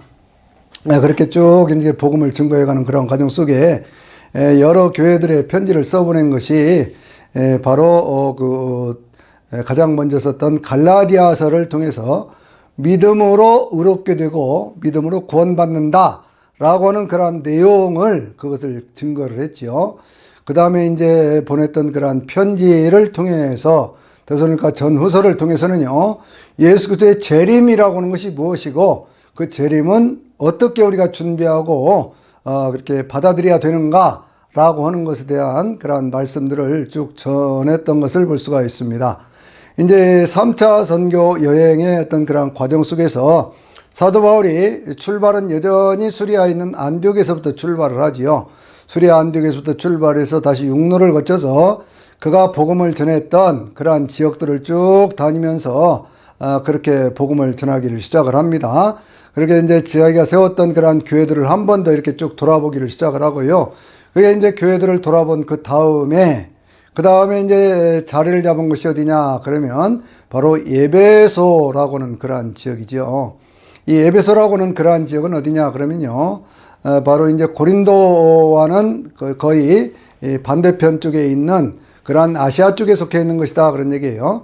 그러니까 고린도라든지 혹은 뭐 그 아데네라든지 이러한 쪽이 유럽 쪽에 속해 있는 것이라고 그러면, 가운데 쪽에 있는 것이 대개 가운데 이쪽으로 있는 것이 어디냐 그러면 갈라디아 지역이고, 그리고 이제 소아시아라고 얘기를 하는 터키 지역, 그 지역의 중심이 되는 바로 그것이 바로 이 에베소라고 하는 그러한 곳이거든요. 근데 이 에베소라고 하는 곳에 대해서 이렇게 쭉 얘기를 하면서 에베소 쪽에 가서 복음을 전할 때 그들 가운데 한 12명쯤 되는 그러한 사람들이, 요한의 세례까지만 알고 있던 그러한 사람들이 거기에서 이제 복음을 받아들이면서, 그러면서 이제 그들이 성령을 받는 그러한 역사가 나타나죠. 그래서 그들이 이제 성령을 받으면서 거기에서 이제 안식일에 한 6개월 정도 그렇게 복음을 전하다가, 거기에 우리가 잘 아는 두란노 서원이라고 하는 것을 세워서 한 2년 정도 복음을 증거를 하기를 시작을 합니다. 이 두란노 서원의 역할이 중요한 것은 뭐냐면, 바울이 전도해 가는 그런 과정 속에 어떤 그런 거점을 잡아서 그 지역을 찾아가면 도시 중심으로, 그렇게 해서 그 큰 도시에서 어떤 유대인의 회당이 있는 곳으로 찾아가서 복음을 전하고, 그 복음을 전하면서 거기에 기본적으로 있던 헬라파 유대인들이라든지 이방인들을 교인으로 얻고, 그리고 그들이 다시 교회를 형성을 하고 그렇게 했는데, 이제 3차 선교 여행의 어떤 그런 중심이 되는 것은 뭐냐면, 그동안에 했던 어떤 교회를 세우는 일, 그리고 문서 선교의 어떤 그러한 일을 넘어서서 하나의 제자를 기르는 제자 사역으로 이것이 바꿔졌다라고 하는 것을 볼 수가 있어요. 그래서 이제 에베소 교회에서 주로 했던 그러한 일은 2년 동안 거기서 하나님의 복음을 전하면서 무수하게 많은 그러한 제자들을 양성해 가기를 시작을 합니다. 가운데 대표적인 사람 가운데 하나라고 누구를 얘기를 할 수 있냐면, 에바브라 같은 그러한 사람이 있죠. 에바브라는 골로새 교회를 세웠던 그러한 사람인데, 이 골로새 교회를 세우면서 거기에서 그 주변에 있는 히에라블리라든지 혹은 라오디게아 교회라든지 이런 지역에 있는 교회들까지 함께 형성될 수 있는 그러한 교회들, 그러니까 이제 요한계시록에 나오는 대개 한 7교회의 모든 중심이 되는 모교회가 바로 이 에베소 교회였다, 우리가 이렇게 볼 수가 있죠. 거기서 이제 바울이 복음을 전하는 과정 속에 거기에 많은 역사들이 나타납니다. 심지어는 이 바울이 가지고 있던 어떤 손수건만 갖다 얹어도 병이 낫는 그러한 역사들도 나타나기를 시작을 하고요. 그 가운데 또 어떤 역사들이 있느냐 그러면, 거기에 있는 사람들이 마술을 행하던, 거기에 아데미 신전이라는 유명한 신전이 있었잖아요. 세계 7대 불가사의 가운데 하나라고 얘기를 했던 그 엄청난 그런 신전이 있었는데, 그 신전을 중심으로 해서 많은 사람들이 관광상품도 팔고 또 우상 같은 것도 만들어서 팔고 하면서 생업을 유지하고 있었는데, 그들 가운데 많은 사람들이 마술책이라든지 그런 것들을 불태우기 시작을 했는데, 그것이 은 5만이나 되었더라, 그렇게 얘기를 하거든요. 이 은 5만이라고 하는 것을 오늘날의 어떤 그런 화폐 가격으로 따진다 그러면요, 그냥 단 은 하나를 1만 원 이렇게 얘기를 해도 5억이고, 10만 원 그러면 50억이나 되는 어떤 그런 것들을 불태웠다는 얘기거든요. 그러니까 거기에 있는 이제 우상숭배를 하는 그러한 사람들의 생업이 붕괴가 되기를 시작을 하는 거예요.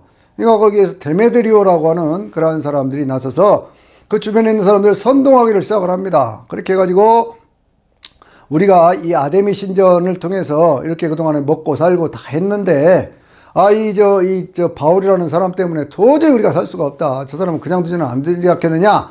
그래가지고요, 그 바울을 이렇게 붙잡아가지고 거기에 이제 회당으로 끌고 가가지고 거기서 큰 소동이 막 일어나는 그러한 일들을 볼 수가 있습니다. 한 2시간 이상 그렇게 막 소란이 일어나고 그러니까 그 지역을 다스리고 있던 총독이 와가지고 거기에서 얘기를 하죠. 도대체 이게 무슨 일이냐? 그렇게 얘기를 하면서 얘기를 하는데, 그들이 싸우고 있는 걸 보니까 유대인의 어떤 율법에 관한 그러한 얘기거든요. 그러니까 거기에 관여하지 않겠다. 그래가지고 이 바울이 풀려나게 되는데, 거기서 바울이 풀려나게 되면서 그러면서 이제 다른 지역으로 옮겨간 것이 어디냐 그러면 고린도 지역이에요.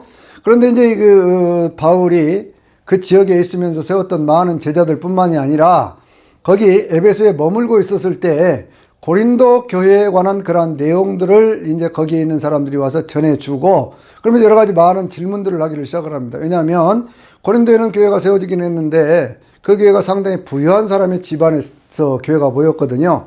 대부분의 사람들은 누구냐 그러면 도시 하층민들이 거기에 많이 모였었어요. 그러다 보니까 많은 어떤 그러한 문제들이 생겨나기를 시작합니다. 첫째 문제는 뭐냐면 어떤 분파의 문제가 생겼어요. 어떤 사람들은 나는 아볼로파다, 또 어떤 사람들은 나는 바울파다, 어떤 사람들은 베드로파다, 어떤 사람들은 그리스도파다. 그러면서 거기에 많은 파당들이 생기기를 시작을 했고요.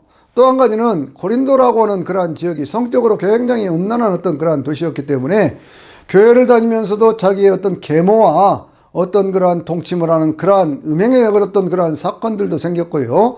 그 가운데 또 어떤 사람들은 그 가운데서 어떤 그러한 뭐 남녀 문제 하여튼 그러한 문제뿐만 아니라 교회 안에 분쟁이 생겼는데 분쟁이 생긴 것을 교회 안에서 해결을 못하고 세상 법정으로 끌고 가는 그러한 사람도 생겼고요. 또 어떤 사람도 성찬을 할 때 그들은 되게 이제 성만찬의 어떤 그런 의미가 어떤 그 지금과 같은 어떤 예식화된 것이 아니라 사람들이 음식을 가지고 와서 어떤 집회를 하고 난 다음에 음식을 나눠 먹는 것이었었거든요.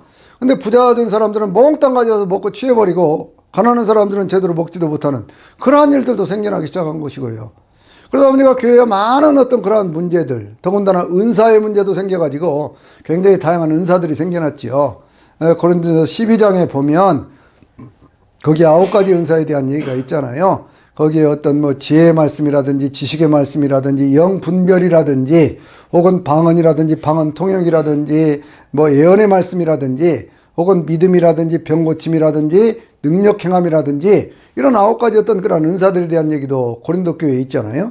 서로가 자기 은사가 제일이다 하고 주장을 하면서 뭐 그러는 그러한 사람도 생겨나기 시작하고요. 교회가 많은 혼란이 있습니다. 또 어떤 사람들은 이제 부활은 이미 지나갔다. 벌써 그때가 언제냐. 그런데 예수님 부활하시고 오신다고 하더니 오시지도 않지 않느냐. 부활이 다 지나갔다. 그러니까 우리는 뭐 영적으로 이제 구원을 받은 그런 사람들이니까 그냥 아무렇게 살아도 된다고는 도덕적 폐기론자들까지 나서는 뭐 그런 상황들이 생겨나기를 시작한 거예요. 그러니까 그런 많은 문제들에 대해서 해답을 주기 위해서 교회가 혼란스럽고 또 사도 바울이 어떤 사도권에 대해서 도전을 하고 오는 사람들을 책망하기 위해서 그 문제에 대한 해답을 주기 위해서 바울이 첫 번째 편지를 써 보냈지요. 그것이 이 고린도전서 전서 앞에 쓰였던 한 편지가 있었습니다. 그 편지의 내용은 전해지질 않죠. 교회가 혼란이 잠들어지질 않습니다. 그러니까 바울이 다시 써보낸 편지가 그것이 고린도 전서거든요. 교회 안에 있던 많은 문제들에 대한 그런 해답을 줘서 보냈어요. 근데 이제 디모데가 그 편지를 가지고 가서 봤는데, 그런데 교회가 혼란이 멈추지를 않습니다. 그래서 사도 바울이요, 그 고린도 후서 8장, 7장 8절, 뭐 7절 8절 거기에 보면 막 눈물의 편지, 막 호소하는 그런 편지를 한 번 더 써 보냈었다 그런 얘기를 하지요. 그 편지를 이렇게 받아보면서 그 사람들이 이거 우리가 그동안 잘못했구나 하는 그런 생각을 하면서 그 혼란이 잠들어들기를 시작을 합니다. 그렇게 해가지고요, 다시 이제 바울이 써보낸 그런 편지가 어떤 편지냐 그러면 고린도 후서인데, 고린도 후서에서 사도 바울은 우리가 가진 어떤 영의 직분에 대한 그러한 얘기를 합니다. 하나님의 비밀을 맡은 영의 직분자들이다. 그것은 무슨 얘기냐면 이 구약의 어떤 율법에 의해서 받았던 그러한 직분이 있는가 하면, 그러면 지금 이것은 하나님의 성령께서 우리에게 주신 그러한 영의 직분이다 라고는 그러한 얘기를 쭉 하는 거예요. 그 영의 직분에 대한 어떤 그러한 말씀들을 쭉 전하면서 그러면서 자기의 사도권도 방어를 하고요. 그리고 이제 그 지역들에게 부탁했던, 그 당시에 예루살렘 교회가 굉장히 어떤 그런 심한 어떤 그런 가뭄이라든지 이런 것 때문에 고난을 겪고 있었거든요. 그러니까 그 헌금에 대한 어떤 그런 문제들, 그리고 자기의 사도권에 대한 방어, 그리고 자기가 받았던 하나님의 크고 놀라운 그런 은혜에 대한 그런 간증도 12장에서 하고 있죠.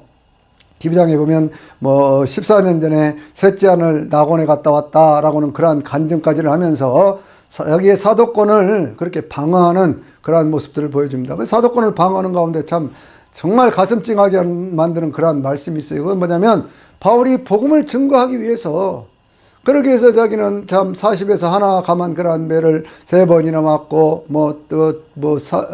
태장으로 5번을 맞기도 하고, 그러면서 강의 위험, 바다의 위험, 뭐 파선의 위험, 강도의 위험, 뭐 들의 위험, 모든 어떤 그러한 고난, 감옥에 갇히기도 하고 그러한 고난을 겪으면서도 나는 이 복음을 전해왔다고 하는 그러한 사도의 어떤 그런 고난에 대한 그러한 얘기까지를 쭉 하고 있는 것을 볼 수가 있어요. 여러분 이 고린도후서를 잘 보면요, 사도 바울이 어떤 살아왔던 그 생애에 대한 복음 전도를 위해서 온전히 자기의 목숨까지를 바친 그러한 사도의 어떤 그런 심정을 우리가 읽어낼 수가 있지요. 교회가 잠잠해지기 시작하면서 에베소에서 일어났던 그런 혼란, 그것 때문에 다시 이제 바울이 피신해 간 것이 어디냐 그러면 바로 그것이 고린도 교회예요. 고린도 교회로 가서 바울은 아주 위대한 저작을 하나 쓰기를 시작을 합니다. 그것이 뭐예요? 그것이 바로 그 로마서거든요. 로마서는 갈라디아서에서부터 시작을 했던 믿음으로 의롭게 된다고 하는 바로 그 내용을 아주 정확하게 우리에게 설명해서 보여주는 그러한 말씀입니다. 사도 바울은 이 로마서를 시작을 하면서 나는 하나님의 복음을 위해서 택정함을 받은 그리스도의 사도다 라고는 얘기를 하고요. 하나님의 복음은 모든 사람들을 구원하는 하나님의 능력이다 이렇게 얘기를 하면서 이것은 헬라인이라든지 유대인이라든지 구별하지 않는다. 복음에는 하나님의 의가 나타나서 믿음에서 믿음으로 이르게 하나니 오직 의인은 믿음으로 말미암아 살리라고 하는 아주 위대한 믿음의 선언을 로마서 1장 16절 17절에서 그렇게 하고 있는 것을 볼 수가 있어요. 오직 믿음으로만 구원받는다. 그러면서 이제 사도 바울이 점점 더 깊이 그 내용들을 증거하고 있는 것이 뭐냐면 다른 성경에서는 그저 예수 그리스도의 피로 구원함을 받았다, 죄사함 받았다라고 넘어가는 그러한 대목들을 사도 바울은요, 이 로마서 전체에서는 어떻게 설명을 하고 있냐면 그 내용들을 예수 그리스도의 십자가 사건에 초점을 맞춰서 율법적인 어떤 그런 행위로 구원을 받는 것이 아니라 예수 그리스도께서 십자가에 죽으신 바로 그것이 율법의 완성이고 바로 그것이 복음이다 라고 하는 얘기를 정확하게 설명을 해주는 거예요. 예수님께서 이런 말씀을 하셨죠. 마태복음 5장에 있는 말씀을 보면 뭐라고 말씀해? 나는 율법을 폐하러 온 것이 아니라 율법을 완성하러 왔다. 그렇게 말씀을 하셨잖아요. 율법의 완성이라는 것이 무엇일까요, 여러분? 이 율법의 완성이라고 하는 것은 구약의 율법을 보통 우리가 창세기서부터 출애굽기, 레위기, 민수기, 신명기까지에 있는 모세오경을 대개 율법이라고 얘기를 하는데 율법의 핵심은 레위기거든요. 그 레위기의 핵심은 무엇이겠습니까? 그건 속죄거든요. 속죄. 그 레위기 16장에 있는 속죄가 바로 율법의 핵심이고 완성인 건데 그때 구약시대는 매년 양을 잡아서 피를 드리고 그렇게 해야만 그런 일들이 이루어졌지 않습니까? 그런데 그 모든 것들을 완성하신 분이 계신다는 거예요. 그분이 바로 누구라고요? 바로 예수 그리스도라고요. 그래서 그리스도 예수와 함께 십자가에 못 박혔다고는 얘기를 하는 것이고, 그래서 우리는 죄에 대해서 죽고 하나님에 대해서는 산자로 여길지어다 라고는 그런 위대한 선언들을 그렇게 하는 것입니다.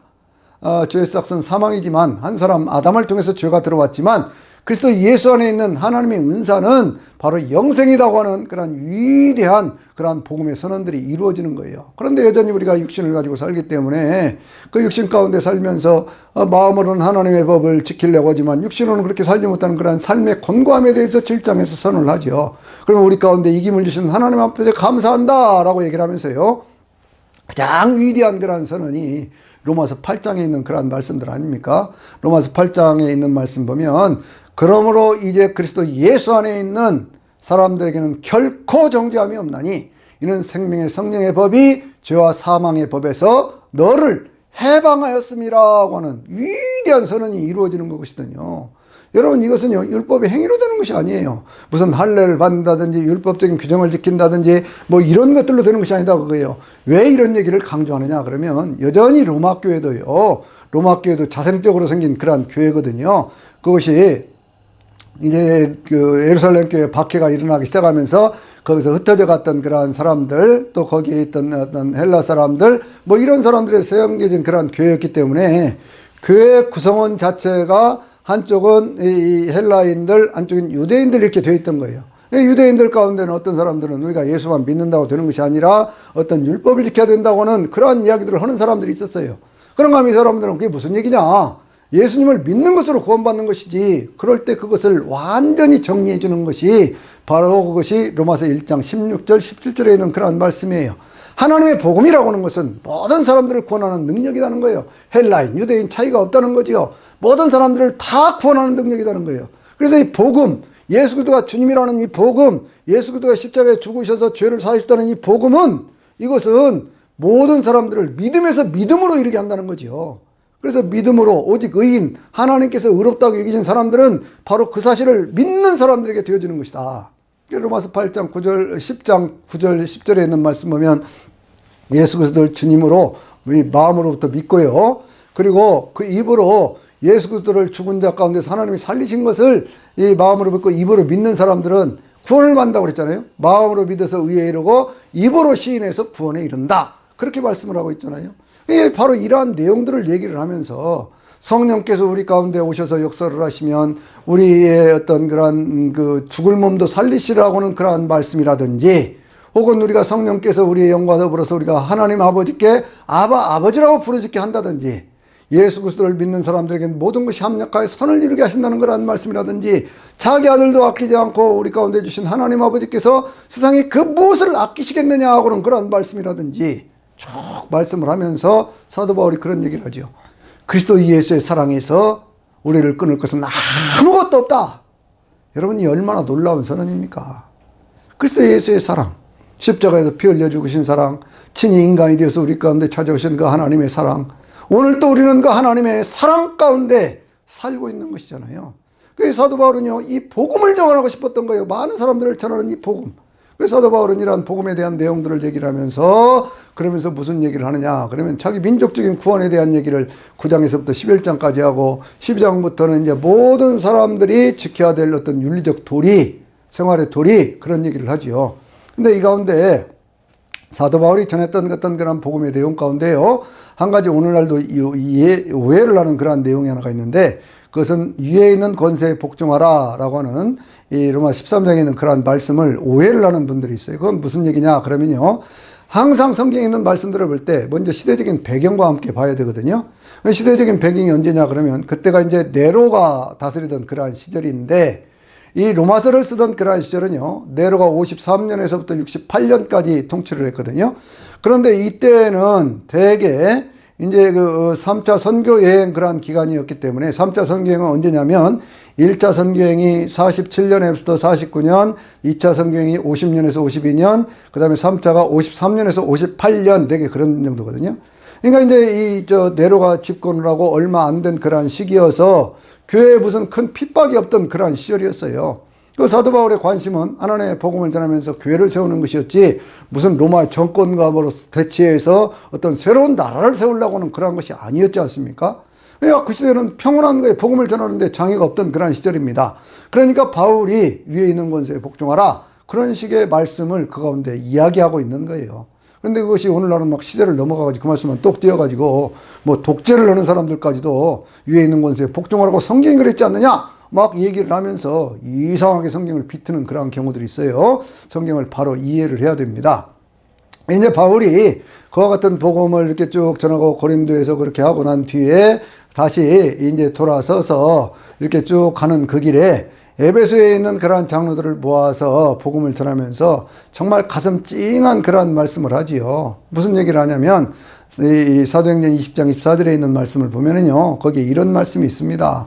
참, 내가 주 예수께로부터 받은 사명, 내가 이 하나님의 은혜의 복음, 예수 그리스도의 이 은혜의 복음을 증거하려 하면은 내 목숨까지 아끼지 않겠다라고는 그런 얘기를 해요. 왜냐하면 사도 바울이 이제 예루살렘을 향해서 가는 길이거든요. 그런데 그 길에 많은 장애가 있다고 하는 것들을 얘기를 합니다. 가면 결박을 당할 것이라는 얘기를 합니다. 그럼에도 불구하고 사도 바울은 예루살렘을 거쳐서 로마에 가서 복음을 전하고 싶은 그러한 소망이 있었던 것이거든요. 그래서 그 자기의 어떤 복음 전도의 사명을 다하기 위해서는 나는 내가 죽어도 좋다 하고는 그러한 각오를 하면서 그렇게 살았던 거예요. 무슨 집이 있는 것도 아니고 제대로 뭐 먹고 오는 그런 것도 아니고, 그러면서 오직 복음만을 위해서, 사람들을 구원하는 그 복음만을 위해서, 사람들의 영혼만을 구원하는 그 복음을 위해서 자기의 생명을 드리는 그러한 사도 바울의 그러한 자세를 우리가 여기서도 볼 수가 있지요.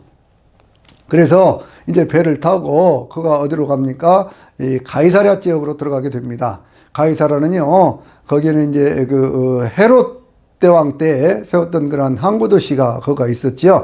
그래서 이제 거기 들어가가지고 거기에서 예루살렘으로 들어갔는데, 예루살렘에서 이 사도 바울이 체포가 됩니다. 왜냐하면 그 아시아 쪽에서 왔던 그런 사람들이, 이 사람들이 율법을 어기라고 그러고 우리 믿는 사람들을 다 이게 시험에 빠지게 하고 했던 그런 사람이다. 이 사람이 성전을 더럽혔다 하고는 그런 모함을 해갖고 잡는 거예요. 그래서 이제 잡혀가지고 그렇게 해가지고는 뭐 여러 가지 우여곡절 끝에 그 사람이 어디로 가게 되냐 그러면, 저기 그 다시 가이사랴에 있는 그런 헤롯궁에 벨릭스 총독 때 한 2년 정도 그렇게 갇히는 그러한 일들이 생기게 되지요. 사도 바울이 이제 그 3차 선교행이 돌아와서 예루살렘으로 왔다 성전에 체포가 되어가지고 여러 가지 우여곡절을 겪으면서 가이사랴 지역으로 가가지고 거기서 벨릭스 총독 때 한 2년 정도를 구금 상태에서 있게 되어졌던 것을 볼 수가 있습니다. 그리고 이 구금 상태에서 벗어나게 되는 것이 언제냐 그러면 벨릭스 다음에 베스도라고 하는 그러한 사람이 이게 이제 거기에 총독이 되는데, 유대 총독이 되는데, 이 유대 총독이 되면서 아그리빠, 헤롯 아그리빠라고 하는 그런 왕 앞에서 신문을 받으면서 이 로마의 황제에게 호소하는 그런 내용이 나와요. 사도 바울을 죽이려고 하는 사람들이 너무나 많이 있었기 때문에 유대에는 제가 이제 로마에 가서 복음을 전해야 되겠다 하는 그런 것 때문에 그쪽으로 가려고 그러지요. 그래서 이제 그 배를 타고 가는 중간에 풍랑을 만나서요. 그렇게 풍랑을 만나가지고 중간에 멜리데라는 섬에 도착을 해서 거기에서 그 풍랑 가운데서 거기에 도착을 해가지고 겨울을 지내고 나서 로마에 도착하는 그러한 이야기까지가 바로 그것이 어디에 있는 그런 말씀이냐 그러면 사도행전 28장에 있는 그런 말씀이에요. 사도행전 28장 맨 마지막 절 31절에 있는 말씀 보면 사도 바울이 전했던 복음에 대한 이야기를 누가가 이렇게 얘기를 합니다. 이 사도 바울은 하나님의 나라를 선포하고 그리고 주 예수 그리스도에 대해서 주 예수 그리스도를 담대하게 거리낌 없이 전파했다. 그렇게 말씀하고 있어요. 이게 바울이 전했던 복음의 핵심적인 그런 내용이죠. 하나님의 나라, 하나님이 통치하시는 나라는 과연 어떤 것이냐? 지금 우리가 살고 있는 이러한 어떤 로마의 어떤 그런 정치체제 하에서 이루어지는 이러한 나라가 아니라 하나님이 직접 통치하시는 그러한 나라는 어떤 나라냐라고 하는 것을 얘기를 했고, 그렇기 때문에 하나님 나라의 어떤 전투기지로 세워지는 교회에서 성도들은 신앙생활을 할 때 어떻게 해야 되는 것이냐라고 하는 것에 대해서 얘기를 했고, 그리고 예수 그리스도, 바로 구약시대에 약속되어졌던 그 메시아가 바로 예수 그리스도라고 하는 사실에 대해서 담대하게 거리낌 없이 그렇게 쭉 증거하며 살았다고 얘기해요. 근데 거기서 한 2년간 있으면서 바울이 로마에서 쓴 4권의 책을, 그것을 우리는 옥중서신 이렇게 얘기를 합니다. 그런데 이 옥중서신 4권, 그러니까 골로새서, 빌레몬서, 그리고 에베소서와 빌립보서 이런 식으로 쓰여지는데요. 이 4권의 책을 이렇게 쭉 써보내는 바울의 어떤 그런 선교의 전략을 보면 상당히 여러 가지 많은 것들을 고려하고 있다, 이런 걸 우리가 볼 수 있죠.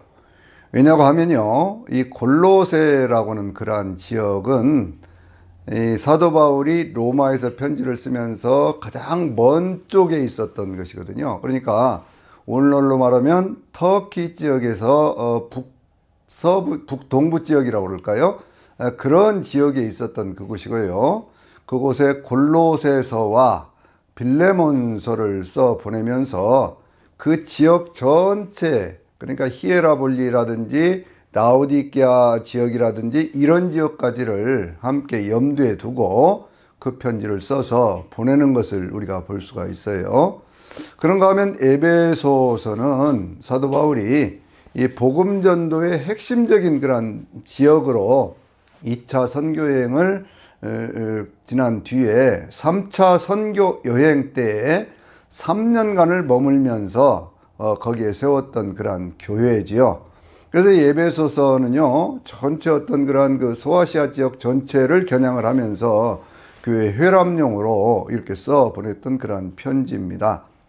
그런가 하면은요, 빌립보서는 어느 지역을 중심으로 했었느냐 그러면 이제 사도 바울이 이 2차 선교 여행을 갔을 때에 그 2차 선교 여행 가운데서 마게도니아 지역, 그러니까 북서부 지역이라고 볼까요? 터키 갈라디아 지역에서 저 북서부 지역, 그런 지역으로 그렇게 써보낸 그런 편지거든요. 그러니까 이 편지들이요, 사도 바울이 1차, 2차, 3차 선교 여행을 통해서 다녔던 모든 교회들을 대상으로 하되 그 가운데 핵심적인 그러한 역할을 하는 교회들에게 써보낸 편지다, 이렇게 볼 수가 있는 거예요. 근데 이제 골로새서를 그 지역에 전한 사람이 누구냐 그러면 두기고라고 하는 그런 사람인데, 이 두기고는요, 그 편지뿐만이 아니라 에베소서까지 에베소 지역에 함께 전해준 그러한 사람입니다.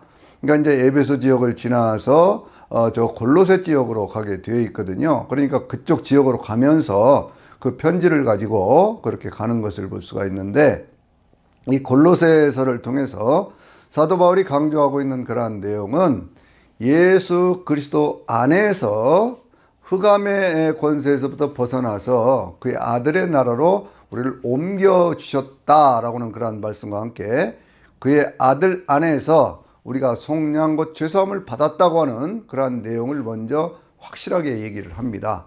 그런 얘기들을 쭉 하면서요, 사도 바울이 예수 그리스도는 창조주시고 예수 그리스도 안에는 신성의 충만한 것이 있다고 하는 그거를 강조를 하고 있거든요. 왜냐하면 그 지역에, 이 골로새라고 하는 그러한 지역은 상당히 헬라 철학이 많이 발달한 그러한 지역이었기 때문에 그 지역에 있는 사람들이 예수 그리스도의 신성을 부인하는 그러한 것들이 많이 있었어요.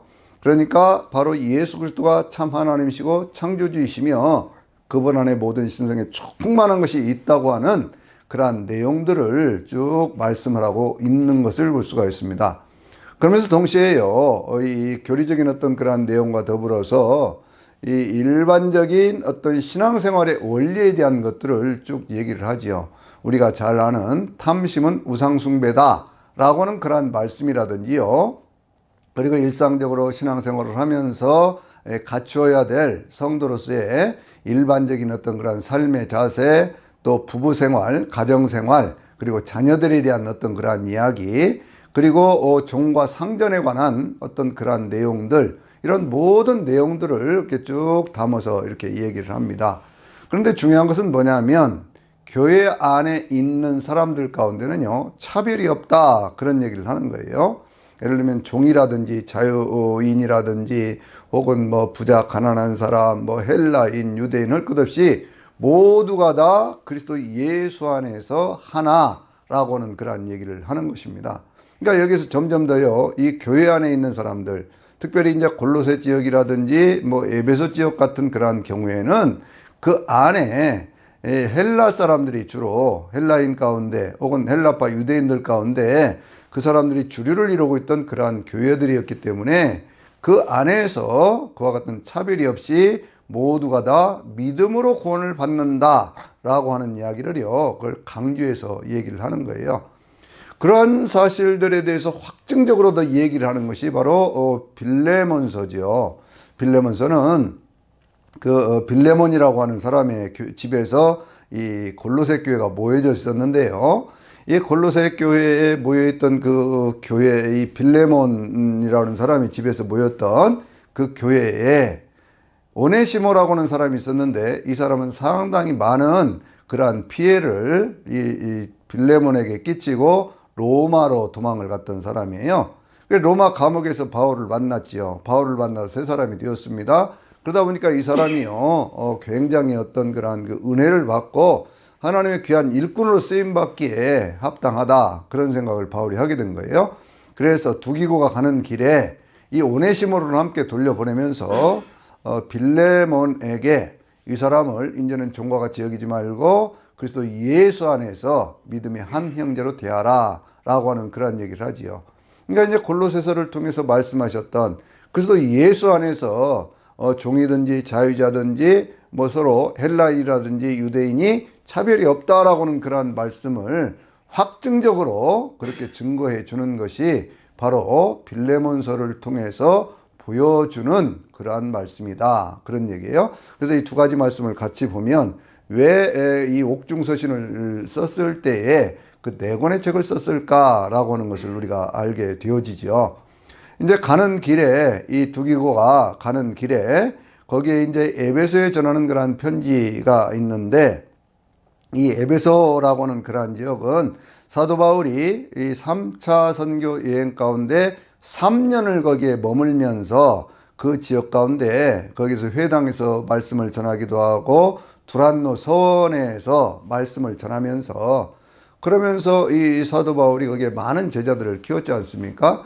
그러니까 이제 골로새 교회를 세웠던 에바브로 같은 사람도 거기에서 배웠던 사람이죠. 그래서 이제 이 교회에다가 편지를 써보내면서 이 편지는요, 소아시아 지역 전체에 있는 모든 교회들을 대상으로 그렇게 회람용으로 그렇게 써보낸 그러한 편지예요. 근데 이러한 편지를 써보내면서 바울 사도는 여전히 골로새 교회에 강조했던 것과 똑같은 말씀을 합니다. 거기 골로새서 1장 14절에서 그의 아들 안에서 속량곧 죄사함을 받았다라고는 그러한 말씀을 1장 7절에서 에베소 1장 7절에서 우리가 예수 그리스도 안에서 그의 피로 속량곧 죄사함을 받았다라고는 말씀을 같이 하고 있지요. 그러면서 우리가 예수 그리스도를 믿을 때 구원의 복음을 듣고 믿어서 그 안에서 성령으로 인침을 받았다라는 그러한 말씀이라든지요. 교회는 이제 교회에 대한 얘기들을 아주 구체적으로 하기 시작하거든요. 교회라고 하는 것은 그리스도의 몸된 교회는 모든 만물들을 충만하게 하시는 자의 충만이니라 라고는 그러한 말씀으로 이 교회에 대한 얘기를 하고 있어요. 그러면서 우리가 구원받은 그러한 얘기들 할 때 우리가 잘 아는 그러한 말씀이 있죠. 에베소 2장 8절에 있는 말씀. 우리가 그 은혜로 인하여 믿음으로 말미암아 구원을 얻었나니 이것은 너희의 행위에서부터 난 것이 아니고 하나님의 선물이라. 그러니 누구든지 그것을 자랑할 수가 없다라고 하는 아주 유명한 그러한 말씀을 하고 있잖아요. 왜냐하면 여전히 초대교회 안에는요, 율법적인 어떤 그런 것들을 이야기하는 사람들이 많았어요. 골로새 교회에도 어떤 절기라든지 혹은 뭐 할례 문제라든지 이런 것들을 계속 강조하는 그러한 사람들이 있었잖아요.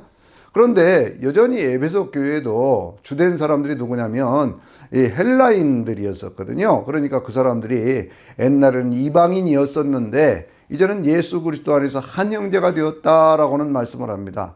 여러분, 에베소 교회의 교회론에 아주 중요한 것은 뭐냐면 그 이전까지는요, 이방인에 대한 그러한 얘기들을 할 때 누구를 얘기를 했느냐 그러면 유대인이 아닌 사람들을 이방인 이렇게 얘기를 했었거든요. 그런데 에베소 교회에 편지를 써보낼 때쯤 되면 그 안에서는 누구를 이방인이라고 하느냐 그러면 그리스도인이 아닌 사람들을 이방인 이렇게 얘기를 하는 거예요. 여러분, 여기 아주 중요한 어떤 신학적인 어떤 전환점이 있고요.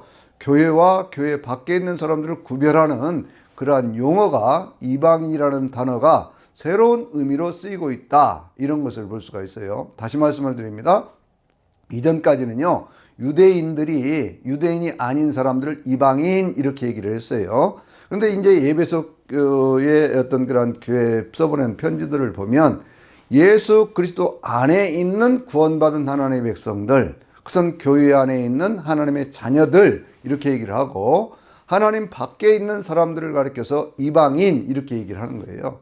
그래서 그와 같은 그러한 내용들을 쭉 얘기를 하면서 여전히 교회 안에 어떤 직분자들에 대한 이야기, 그리고 그런 직분자들을 세운 것은 주님의 몸된 교회를 세우기 위함이다라고는 그런 말씀들을 하면서 이 교회에 대한 이야기를 1, 2, 3장에서 쭉 하고요.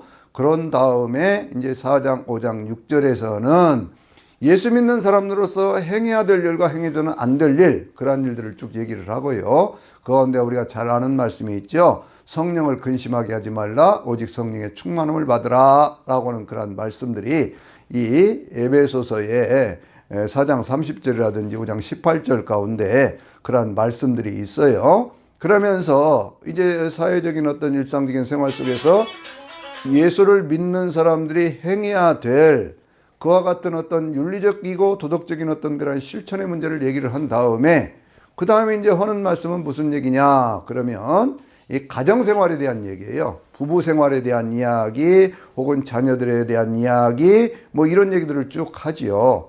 그러고 난 다음에 어떤 종과 상전의 관계에서 이루어져야 될 어떤 그런 윤리 도덕적인 이야기를 한 다음에요. 그리고는 이제 개인의 삶에 있어서 신앙을 잘 지켜가야 되는 그러한 말씀들을 6장에서 하고 있는 것을 볼 수가 있어요. 6장에는 우리가 그 말씀 잘 알죠. 머리에는 구원의 투구를 쓰고 가슴에는 의의 흥배를 붙이고 다리에는 평안의 복음을 신고 그리고 믿음의 방패 그리고 성령의 검인 말씀을 가져라 라고 하는 그러한 말씀들을 통해서 우리의 싸움이라고 하는 것이 혈과 육에 대한 것이 아니고 하늘에 있는 악한 영들과의 싸움이기 때문에 그러한 영적인 준비를 해야 된다라고 하는 그러한 말씀을 통해서 이 교회 안에 있는 성도들이 어떠한 믿음의 삶을 살아야 되는가라고 하는 것을 말씀을 합니다. 근데 이 에베소서는요, 특별히 어떤 얘기를 하냐면 우리를 구원하시기 위한 그러한 경륜이 언제부터라고요? 창세 이전부터 있었던 하나님의 경륜 가운데 되어진 일이다라고 하는 그러한 말씀들을 주고 있는 것을 볼 수가 있습니다. 그래서 지역적으로 보면 에베소라고 하는 교회를 통해서 소아시아 전체 지역에 대한 그러한 복음의 전도를, 교회를 말씀하고 있다고 하면, 골로새서는요, 로마에서부터 가장 먼 쪽에 있었던 그러한 지역인, 그러니까 아시아의 끝쪽이라고 볼 수가 있지요. 그러한 지역에 있는 골로새 교회에 편지를 써 보내면서 그와 같은 어떤 그리스도 예수 안에서 하나라고 하는 그러한 증거를 다시 한 번 더 확증적으로 말씀하고 있는 것이 이 빌레몬에게 오네시모를 이야기하고 있는 것, 그것에 대한 어떤 그런 용서를 말씀하고 있는 것, 이런 것들로 우리가 이해할 수가 있습니다. 옥중서신 가운데 한 권에 이제 맨 마지막에 써보낸 그런 편지가 어떤 편지냐? 바로 그것이 이 빌립보서거든요. 빌립보서는 우리가 잘 아는 대로 2차 선교행을 가면서 사도 바울에게 하나님께서 이 아시아 쪽으로 가려고 하는데 그 길을 막고 보내신 것이 빌립보 아닙니까? 빌립보에서는 누구를 만났죠? 자주장사 루디아를 만나서 그 집에서 교회가 세워졌잖아요. 그래서 이 교회는 평생 동안 이 사도 바울의 선교 여행에 아주 중요한 그 물질적인 후원자 역할도 하고 정신적으로 늘 기도를 하면서 사도 바울을 격려해 주었던 그러한 모습을 볼 수가 있습니다. 데살로니가에 있을 때도 사도 바울의 사역을 도왔고, 고린도 지역에 있을 때도 사역을 도왔고, 에베소 지역에 있을 때도 사역을 도왔고, 그리고 로마 감옥에 있을 때는요, 그 교회를 담임하고 있던 에바브라디도라고 하는 사람을 보내서 그 사람으로 하여금 사도 바울의 옥바라지를 하게 했던 거예요. 근데 에바브라디도가 거기에 가서 풍토병에 걸려가지고 죽을 병에 걸렸었는데 그것 때문에 많은 사람들이 근심을 했지요. 그런데 그 병에서 고침을 받게 되면서 사도 바울이 이 사람을 다시 빌립보 지역으로 보내면서 써보낸 그런 편지, 이것을 볼 수가 있는데, 여전히 그 교회에 써보낸 그러한 편지 가운데는요, 사도 바울이 이 기쁨이라고 하는 그러한 단어를 10번 이상을 쓰면서 예수 그리스도 안에 있는 삶의 기쁨을 이야기를 하고 있습니다. 정말 놀라운 건 뭐냐면 사도 바울은 이때 로마의 감옥에 있었잖아요. 근데 로마의 감옥에 있는 이 사도 바울이 교회들마다 편지를 써보낼 때 항상 하는 얘기가 있죠. 하나님의 종, 그리고 그리스도 예수의 종, 하나님의 뜻으로 말미암아 사도된 이 사도 바울, 그 얘기를 하면서 그 교회에 있는 모든 성도들을 향해서 하나님의 사랑과 그리스도 예수의 은혜가 너희 모든 사람에게 있을지어다 라고 하는 그러한 축복의 말씀을 전해주는 것을 볼 수가 있어요. 그러니까 사도 바울은 그리스도 예수 안에 있는 그런 기쁨이 충만한 그런 사람이었고, 그의 형편과 저주를 떠나서 항상 예수 그리스도 안에 있다라고 하는 그것에 대해서 큰 기쁨을 가졌던 그러한 분이었지요. 이 사도 바울이 한 그러한 말씀 가운데, 특별히 빌립보서에서 하는 그러한 말씀들 가운데서요, 어떤 말씀을 또 하느냐 그러면, 우리가 2장을 보면 거기에 그리스도 찬가라고 하는 것이잖아요. 너희 안에 이 마음을 품으라고, 그리스도 예수의 마음이니 그는 근본 하나님의 본체시나 하나님과 동등됨을 취할 것으로 여기지 아니하시고 자기를 낮춰 종의 형체를 가져 우리와 같은 사람이 되어서 이 땅에 오셔서 하나님의 말씀에 순종하고 십자가에 죽으셨으므로 아버지 하나님께서 그를 다시 일으키셔서 하늘 위에 세상 가운데 가장 위대한 이름을 주시고, 하늘 위에 있는 것이나 땅 아래에 있는 것이나 그 땅 밑에 있는 것이나 모든 것들로 그리스도 예수의 이름 아래 발을 꿇게 하셨다, 무릎을 꿇게 하셨다라고 하는 그 아주 유명한 그리스도 찬가가 있지 않습니까?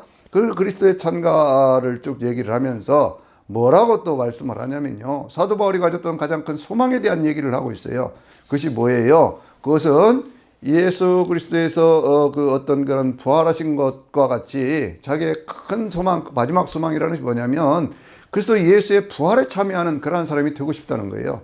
자신의 삶에 있어서 가장 귀중한 것은 뭐냐? 그리스도 예수의 부활에 참여하는 것이다. 그래서 나는 지금까지 지나왔던 모든 것들, 내가 가졌던 모든 것들을 배설물과 같이 여긴다 라고 얘기를 하면서요, 사도 바울이 이 3장 21절에서 아주 귀중한 그런 말씀을 하죠. 그것은 뭐냐면 예수님께서 이제는 우리의 낮은 몸도, 하나님께서 우리의 낮은 몸도 그리스도 예수께서 입으셨던 것 같은 영광의 형체를 가진 그러한 몸으로 변화시켜 주시리라 라고는 그러한 말씀을 하고 있어요. 이게 사도 바울이 가졌던 가장 큰 소망이었죠. 그러면서 그 교회에 있던 유오디아와 순두계 사이에 있었던 갈등의 문제를 잘 해결할 수 있도록 그렇게 하면서 그리스도 예수 안에서 하나님이 자기에게 주셨던 그런 은혜에 대한 감사, 그리고 성도들이 그들에게 베풀어 줬던 그 은혜에 대한 감사를 쭉 이야기를 하면서요, 사도 바울이 그들을 축복하는 것을 볼 수가 있죠. 영광의 하나님께서 그리스도 예수 안에서 너의 모든 쓸 것을 풍성하게 그렇게 채워주시리라 라고는 그런 말씀을 하면서요, 이 빌립보 교회에 입었던 그런 은혜에 대한 감사, 하나님을 향한 항상 그 마음속에 있었던 기쁨, 이런 것들을 통해서 우리의 신앙생활에도 큰 도전을 주는 것을 볼 수가 있습니다. 사도 바울이 이와 같은 편지를 쓰고 난 뒤에 그때가 이제 대개 언제냐 그러면 로마의 감옥에 있었을 때니까요. 61년, 62년, 63년 초 이렇게 볼 수가 있지요. 거기에서 나와가지고 이 감옥에서 풀려 나와가지고 4차 선교행을 가는데 그 4차 선교행을 가는 곳이 어디냐 그러면 바로 그때 땅끝이라고 생각이 되어졌던, 오늘날로 말하면 스페인, 그 당시는 서바나라고 하는 그러한 지역에 가서 복음 전도를 하고요. 그러니까 사도 바울은 이제 평생 살면서 그가 그동안에 이제 소원했던 모든 것, 그러니까 유대 지역을 넘어서서 이방의 지역, 소아시아 지역, 또 갈라디아 지역, 또 유럽, 이런 로마를 거쳐서 그 땅끝이라고 얘기하는 곳까지 하나님의 복음을 전하는 일에 쓰임을 받은 거예요. 그리고 이제 다시 돌아왔는데 그때 생겼던 것이 무엇이냐 그러면 로마에 큰 화재가 생기게 되지요. 그래서 이제 그 이전에 썼던 그러한 편지들을 우리가 뭐라고 얘기를 합니까? 그것을 이제 사도 바울이 썼던 그러한 편지들이, 그것이 이 디모데전서라든지 이 디모데 후서라든지 혹은 이 디도서와 같은 그러한 책들이지요. 그런데 이 사도 바울이 이 감옥에 들어가기 전에 썼던 그런 편지를 이렇게 쓰게 될 때에, 그때까지는요 아직 교회에 대한 큰 핍박이 없던 그러한 시절이거든요. 교회에 대한 핍박은 언제부터 일어나느냐 그러면 AD 64년, 그러니까 이 네로가 집권을 하고 나서 한참 동안은 교회에 핍박이 없었던 그러한 시절이잖아요. 그런데 64년에 로마에 화재가 생기면서 거기에 대한 엄청난 그런 박해들이 교회에 일어나기를 시작하지 않습니까? 로마의 화재가 난 그 모든 것들을 그리스도인들에게 뒤집어 씌웠잖아요. 그래서 이제 짐승의 밥으로 던져지기도 하고, 토백해서 죽기도 하고, 광야로 쫓겨다니기도 하고, 무슨 재산을 다 빼앗기고, 그렇게 하는 그러한 고난의 시절이, 그래서 카타콤이라고 하는 지하교회였던 그러한 시절들이 그때부터 64년에서부터 시작을 해서 313년 콘스탄틴에 의해서 기독교가 공인될 때까지 10명의 황제들에 의해서 큰 핍박을 당하는 250년간의 핍박 기간이 있었던 거예요. 그리고 이제 그런 핍박 기간을 넘어가면서 그 뒤에 이제 313년에 콘스탄틴이 복음을 증거하기 시작하면서 기독교는 새로운 세상으로 이렇게 가게 되어지는 것이죠. 사도 바울이 그와 같은 어떤 그런 복음을 쭉 전하게 되어지면서, 그러면서 이제 써보냈던 그런 편지가 이제 세 가지 목회서신, 우리가 그러니까 얘기를 하는 그거잖아요. 그것이 바로 뭐냐면 디도서, 그리고 또 디모데전서, 디모데후서인데, 디도서는요 그레데라고는 그런 섬이 있는데 그 섬에 있는 사람들은 상당히 난폭한 사람들이고 그 사람들은요 굉장히 거친 사람들이었어요. 근데 디도라고 하는 사람은 아주 담대한 사람이거든요. 사도 바울이 썼던 두 번째 그 고린도에 보냈던 눈물의 편지를 들고 가서 거기에 있는 사람들에게 전해줄 정도로 굉장히 어떤 그런 담대한 성격의 그런 사람이었어요.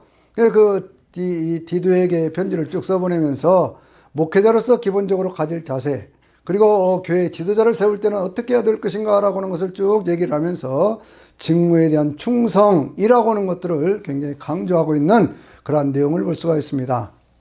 거기에 비하면 디모데는요 상당히 연약한 그러한 사람이었어요. 사도 바울이 어떤 에베소 교회를 세우고 난 그 뒤에 그 에베소 교회에서 목회를 그만둔 그 뒤를 이어서 목회를 했던 것이 바로 이 디모데였었거든요. 근데 디모데는요, 그 연약한 어떤 그러한 믿음 때문에 신경도 굉장히 약했던 것 같아요. 위장병도 있었고요. 그래서 디모데서에 있는 그러한 말씀을 보면 내 자주다는 위장병을 위해서 포도주를 조금 써라 이렇게 얘기를 할 정도로 굉장히 이 심약했던 또 육신적으로도 연약했던 그러면 착했던 그러한 사람인 것 같아요. 그럼에도 불구하고 너는 때를 어떤지 보았든지 이 복음 전도자로서의 직무를 다하라 라고 그렇게 말씀을 하면서 성경에 대한 어떤 그러한 말씀들까지 쭉 얘기를 하고 교회에 대한 어떤 그러한 뭐라고 그럴까요? 교회의 어떤 그러한 직분자들을 세울 때 어떤 기준에 의해서 어떻게 해야 될 것인가 라고는 그런 얘기를 하지요. 그 가운데 한 가지 이제 우리가 오해하고 있는 그런 것 가운데 하나는 이런 말씀도 있잖아요. 여자는 교회에서 잠잠하라. 오늘도 가끔 그런 얘기를 하시는 분들이 있는데 그건 뭐냐면 그 시대의 문화라고 하는 것을 우리가 바탕에 깔고 생각을 해야 됩니다. 그 시대의 문화는 여자들이 막 교회에서 무슨 얘기를 한다든지 무슨 주관해서 얘기하는 그러한 것들이 받아들여지던 그러한 시기는 아니에요. 그러니까 남자와 여자의 평등을 아무리 교회에서 얘기를 한다고 할지라도 그 시대의 어떤 문화적인 문제까지 그것까지 무시하면서 그렇게 할 수는 없는 거거든요. 그래서 그러한 내용들이 가운데 담겨져 있는 것이고요. 이제 디모데를 통해서 어떤 그런 환란의 때에도 여전히 복음을 잘 전해야 될 그런 것 쭉 얘기를 했는데, 그다음에 이제 사도 바울이 체포를 당해서 그래서 이제 로마의 감옥에 다시 갇히게 됩니다. 그때가 대개 이제 66년, 67년 이 무렵이거든요. 사도 바울의 인생에 있어도 67년에 순교를 하게 되니까 마지막 그 삶의 어떤 그런 환경이 어디에 있느냐 그러면 사도 바울이 감옥에 이렇게 갇혀져 있는 거예요. 감옥에 갇힌 바울이 자기 인생 유언과 같은 이야기를 하고 있는 것이 디모데후서입니다. 그러니까 이 사도 바울이 전체 인생을 살아오면서 나는 어떻게 살았는가라고 하는 그러한 얘기들을 이렇게 하고 있는데 바울이 그런 말씀을 하지요. 내가 전도자의 직무를 다했다. 나는 달려갈 길을 다 달렸다. 그리고 하나님께 내게 맡겨진 사명의 길, 이 길을 다 달려왔다. 믿음의 길을 잘 지키고 믿음을 지키고 달려올 길 다 달려왔다. 그러니 내 앞에는 전능하신 하나님, 심판주 되신 하나님, 영광의 아버지 하나님께서 내게 의의 면류관을 준비하고 계실 것이다. 그리고 이제 그것을 나뿐만이 아니라 주의 나타나심을 기다리는 모든 자에게도 주실 것입니다. 라고 하는 그런 소망으로 그 말씀을 마감을 하는 것을 볼 수가 있어요. 거기에는요, 많은 인간적인 외로움에 대한 얘기도 있습니다. 대만은 세상을 사랑해서 데살로니가로 갔고, 그리고 거기에 있는 뭐 누구도 어디로 가고 누구도 어디로 가고 그렇게 했는데, 참 그러면서 바울 사도가 하는 얘기가 마가를 내게로 데려와라. 그런데 일이 유익하다 그렇게 얘기를 하지요. 1차 선교행 끝나고 2차 선교행 갈 때 참 헤어졌던 그런 마가, 그가 내일에 유익하다 그렇게 얘기를 하는 거 보면 중간에 많은 것들이 화해가 된 상태였다. 그런 것도 볼 수가 있고요. 그 가운데 누가만 나와 함께 있느니라. 의사였던 누가는 2차 선교여행을 할 때 합류했던 그런 사람이에요. 그런데 그때부터 합류를 해가지고 사도 바울이 마지막 어떤 그런 그 삶을 마감할 때까지, 그때까지 계속해서 그 연약하고 병들었던 그런 이 바울의 어떤 건강을 돌봐주가면서 복음 사역자의 숨은 어떤 그러한 공로자로 함께 있었던 것을 볼 수가 있습니다. 하나님께서 왜 누가를 붙여주셨을까? 사도 바울이 당하던 어떤 그러한 고난과 환난 속에 그 속에서 당하는 많은 육체적인 어떤 그런 것들을 치료해 줄 수 있는 사람이 필요하다 생각해서 누가를 붙여주신 것이죠. 그런가 하면 물질적인 어떤 그런 필요를 채워주기 위해서 하나님께서 바로 이 자주장사 루디아 같은 그러한 여인도 보내주고요. 또 어떤 데는 자기들의 목숨을 아끼지 않고 고린도에서 만났던 브리스가와 아굴라 같은 그러한 사람도 만나게 하시고요. 그러니까 하나님께서는요, 가난 곳마다에 준비된 사람들을 만나게 하시고 그 사람 중에서 함께 교회를 세우게 하시고 그 교회들을 섬겨가게 하시고 했던 그러한 것들을 볼 수가 있어요. 사도 바울의 전체 생애를 생각해 보면요, 그는 태어나기 전부터 정말 하나님께로부터 택정함을 받은 사람입니다. 그가 길리기아 다소에서부터 출생을 했다고 하는 것은 두 가지 언어에 이미 익숙하다는 얘기 아닙니까? 헬라어에 익숙하고 히브리어에 익숙하다. 또 그가 두 가지 신분을 가졌죠. 하나는 유대인, 정통 유대인, 바리새인 중에 바리새인, 뭐 그런 신분. 또 하나는 뭐예요? 태어나면서부터 로마의 시민권을 가졌기 때문에 양쪽 문화권에 어디를 가서라도 복음을 전할 수 있는 사람. 저가 바리새인이었고 또 가말리엘의 문화에서 배웠기 때문에 구약 성경에 정통한 그러한 사람. 그 당시에는 성경하면 구약 성경이니까요. 거기에 정통한 사람, 그러니까 그 정통한 그 모든 지식들, 문화적인 경험, 사회적인 경험, 이 모든 것들이 사도 바울을 통해서 이방 선교의 문을 열게 했고, 그 이방 선교의 문을 통해서 그리스도인이라는 이름이 생겨나기 시작하면서부터 오늘날 사도 바울이 먼저 어떤 1차 선교행을 통해서 갈라디아 지역의 남부 지역, 그 다음에 2차 선교행을 통해서 갈라디아 지역의 북부 지역과 또 유럽 쪽에 속해 있던 어떤 그러한 지역들, 고린도에 있는 그러한 지역까지, 그리고 3차 선교행을 통해서 소아시아 지역이라고 말하고 있는 바로 그 터키 지역, 오늘날에 그 지역의 복음이 전부 증거가 된 다음에 바울이 3차 선교행을 지나고 그 뒤에 땅끝이라고 말하는 서바나 저기 어딥니까? 스페인 지역, 서바나 지역까지 복음을 증거하면서 글쎄 온 세상에 복음을 전하는 그런 도구로 쓰임을 받은 것이죠. 가는 곳마다 교회를 세웠습니다. 그 교회를 세운 그곳에 장로들을 세우고 거기에 일꾼들을 세웠습니다. 그래서 교회가 성장해 갈 수 있도록 했습니다. 그리고 그들이 갖고 있는 문제들에 대해서는 편지를 써서 그 문제들에 대한 해답을 주고 교회 생활에 대한 안내를 했습니다. 그리고 사도 바울이 거기에 많은 제자들을 키워서 각 교회 지도자를 세우는 그러한 역할들을 했어요. 사도 바울이 전했던 복음의 핵심이 무엇입니까? 그것은 바로 예수 그리스도가 이 땅에 오신 하나님의 아들이고, 하나님의 아들인 예수 그리스도의 십자가를 통해서 우리는 죄사함을 받았고, 죄사함을 받은 우리는 그 예수 그리스도를 영접함으로 하나님의 자녀가 되고, 하나님의 자녀가 되었기 때문에 죄사함 받은 우리는 영원한 삶을 누릴 수 있는 하나님의 백성이 되었다. 그리고 이제는 우리는 부활이라고 하는 어떤 그러한 영광을 통해서, 주님의 어떤 그러한 재림과 함께 부활의 영광을 통해서 영원한 삶을 살 수 있게 되었다라고 하는 그 구원을 얘기하고 있는 거예요. 사도 바울은요, 이 복음을 평생 동안 오직 예수라는 그러한 복음을 전했습니다. 여러분, 오늘날 우리가 살아가는 세상이요, 너무나 많은 흐트러진 철학, 무슨 종교, 많은 것들이 있습니다. 그러나 사도 바울은 그보다 더 많은 학문을 했던 사람이에요. 헬라 철학에 청통했던 그러한 사람입니다. 그럼에도 불구하고 그에게 있어서 오직 예수라고 하는 이 믿음, 구약시대로부터 전해왔던 그 모든 하나님의 우리 인류를 구원하는 어떤 그러한 구원의 가장 핵심에 예수님이 있다고 하는, 그 예수님을 통해서만 구원받는다고 하는 이 복음을 붙들고 그는 평생 자기의 인생 마지막 순교할 때까지요, 그렇게 자기의 목숨을 걸었던 거예요. 오늘날 우리가 교회를 생각하면서 교회의 핵심이 뭐냐, 교회는 뭐 하는 것이냐 한번 생각해 봐야 됩니다. 교회는 영혼 구원을 위한 것이고요, 영혼 구원의 핵심은 예수 그리스도의 복음이 있는 겁니다. 예수 그리스도가 복음입니다. 예수 그리스도의 십자가의 속죄가 복음이고, 예수 그리스도의 부활이 복음이고, 예수 그리스도의 재림이 복음이고, 천국이 복음이에요. 이 복음에 자기의 전 생애를 걸었던 사도 바울처럼 우리도 우리의 남은 인생 전부 이 복음 안에서 함께 승리할 수 있는, 예수 그리스도 안에서 성령님과 함께 승리할 수 있는 하나님의 자녀로 함께 살 수 있게 되시기를 주의 이름으로 축원합니다. 아멘.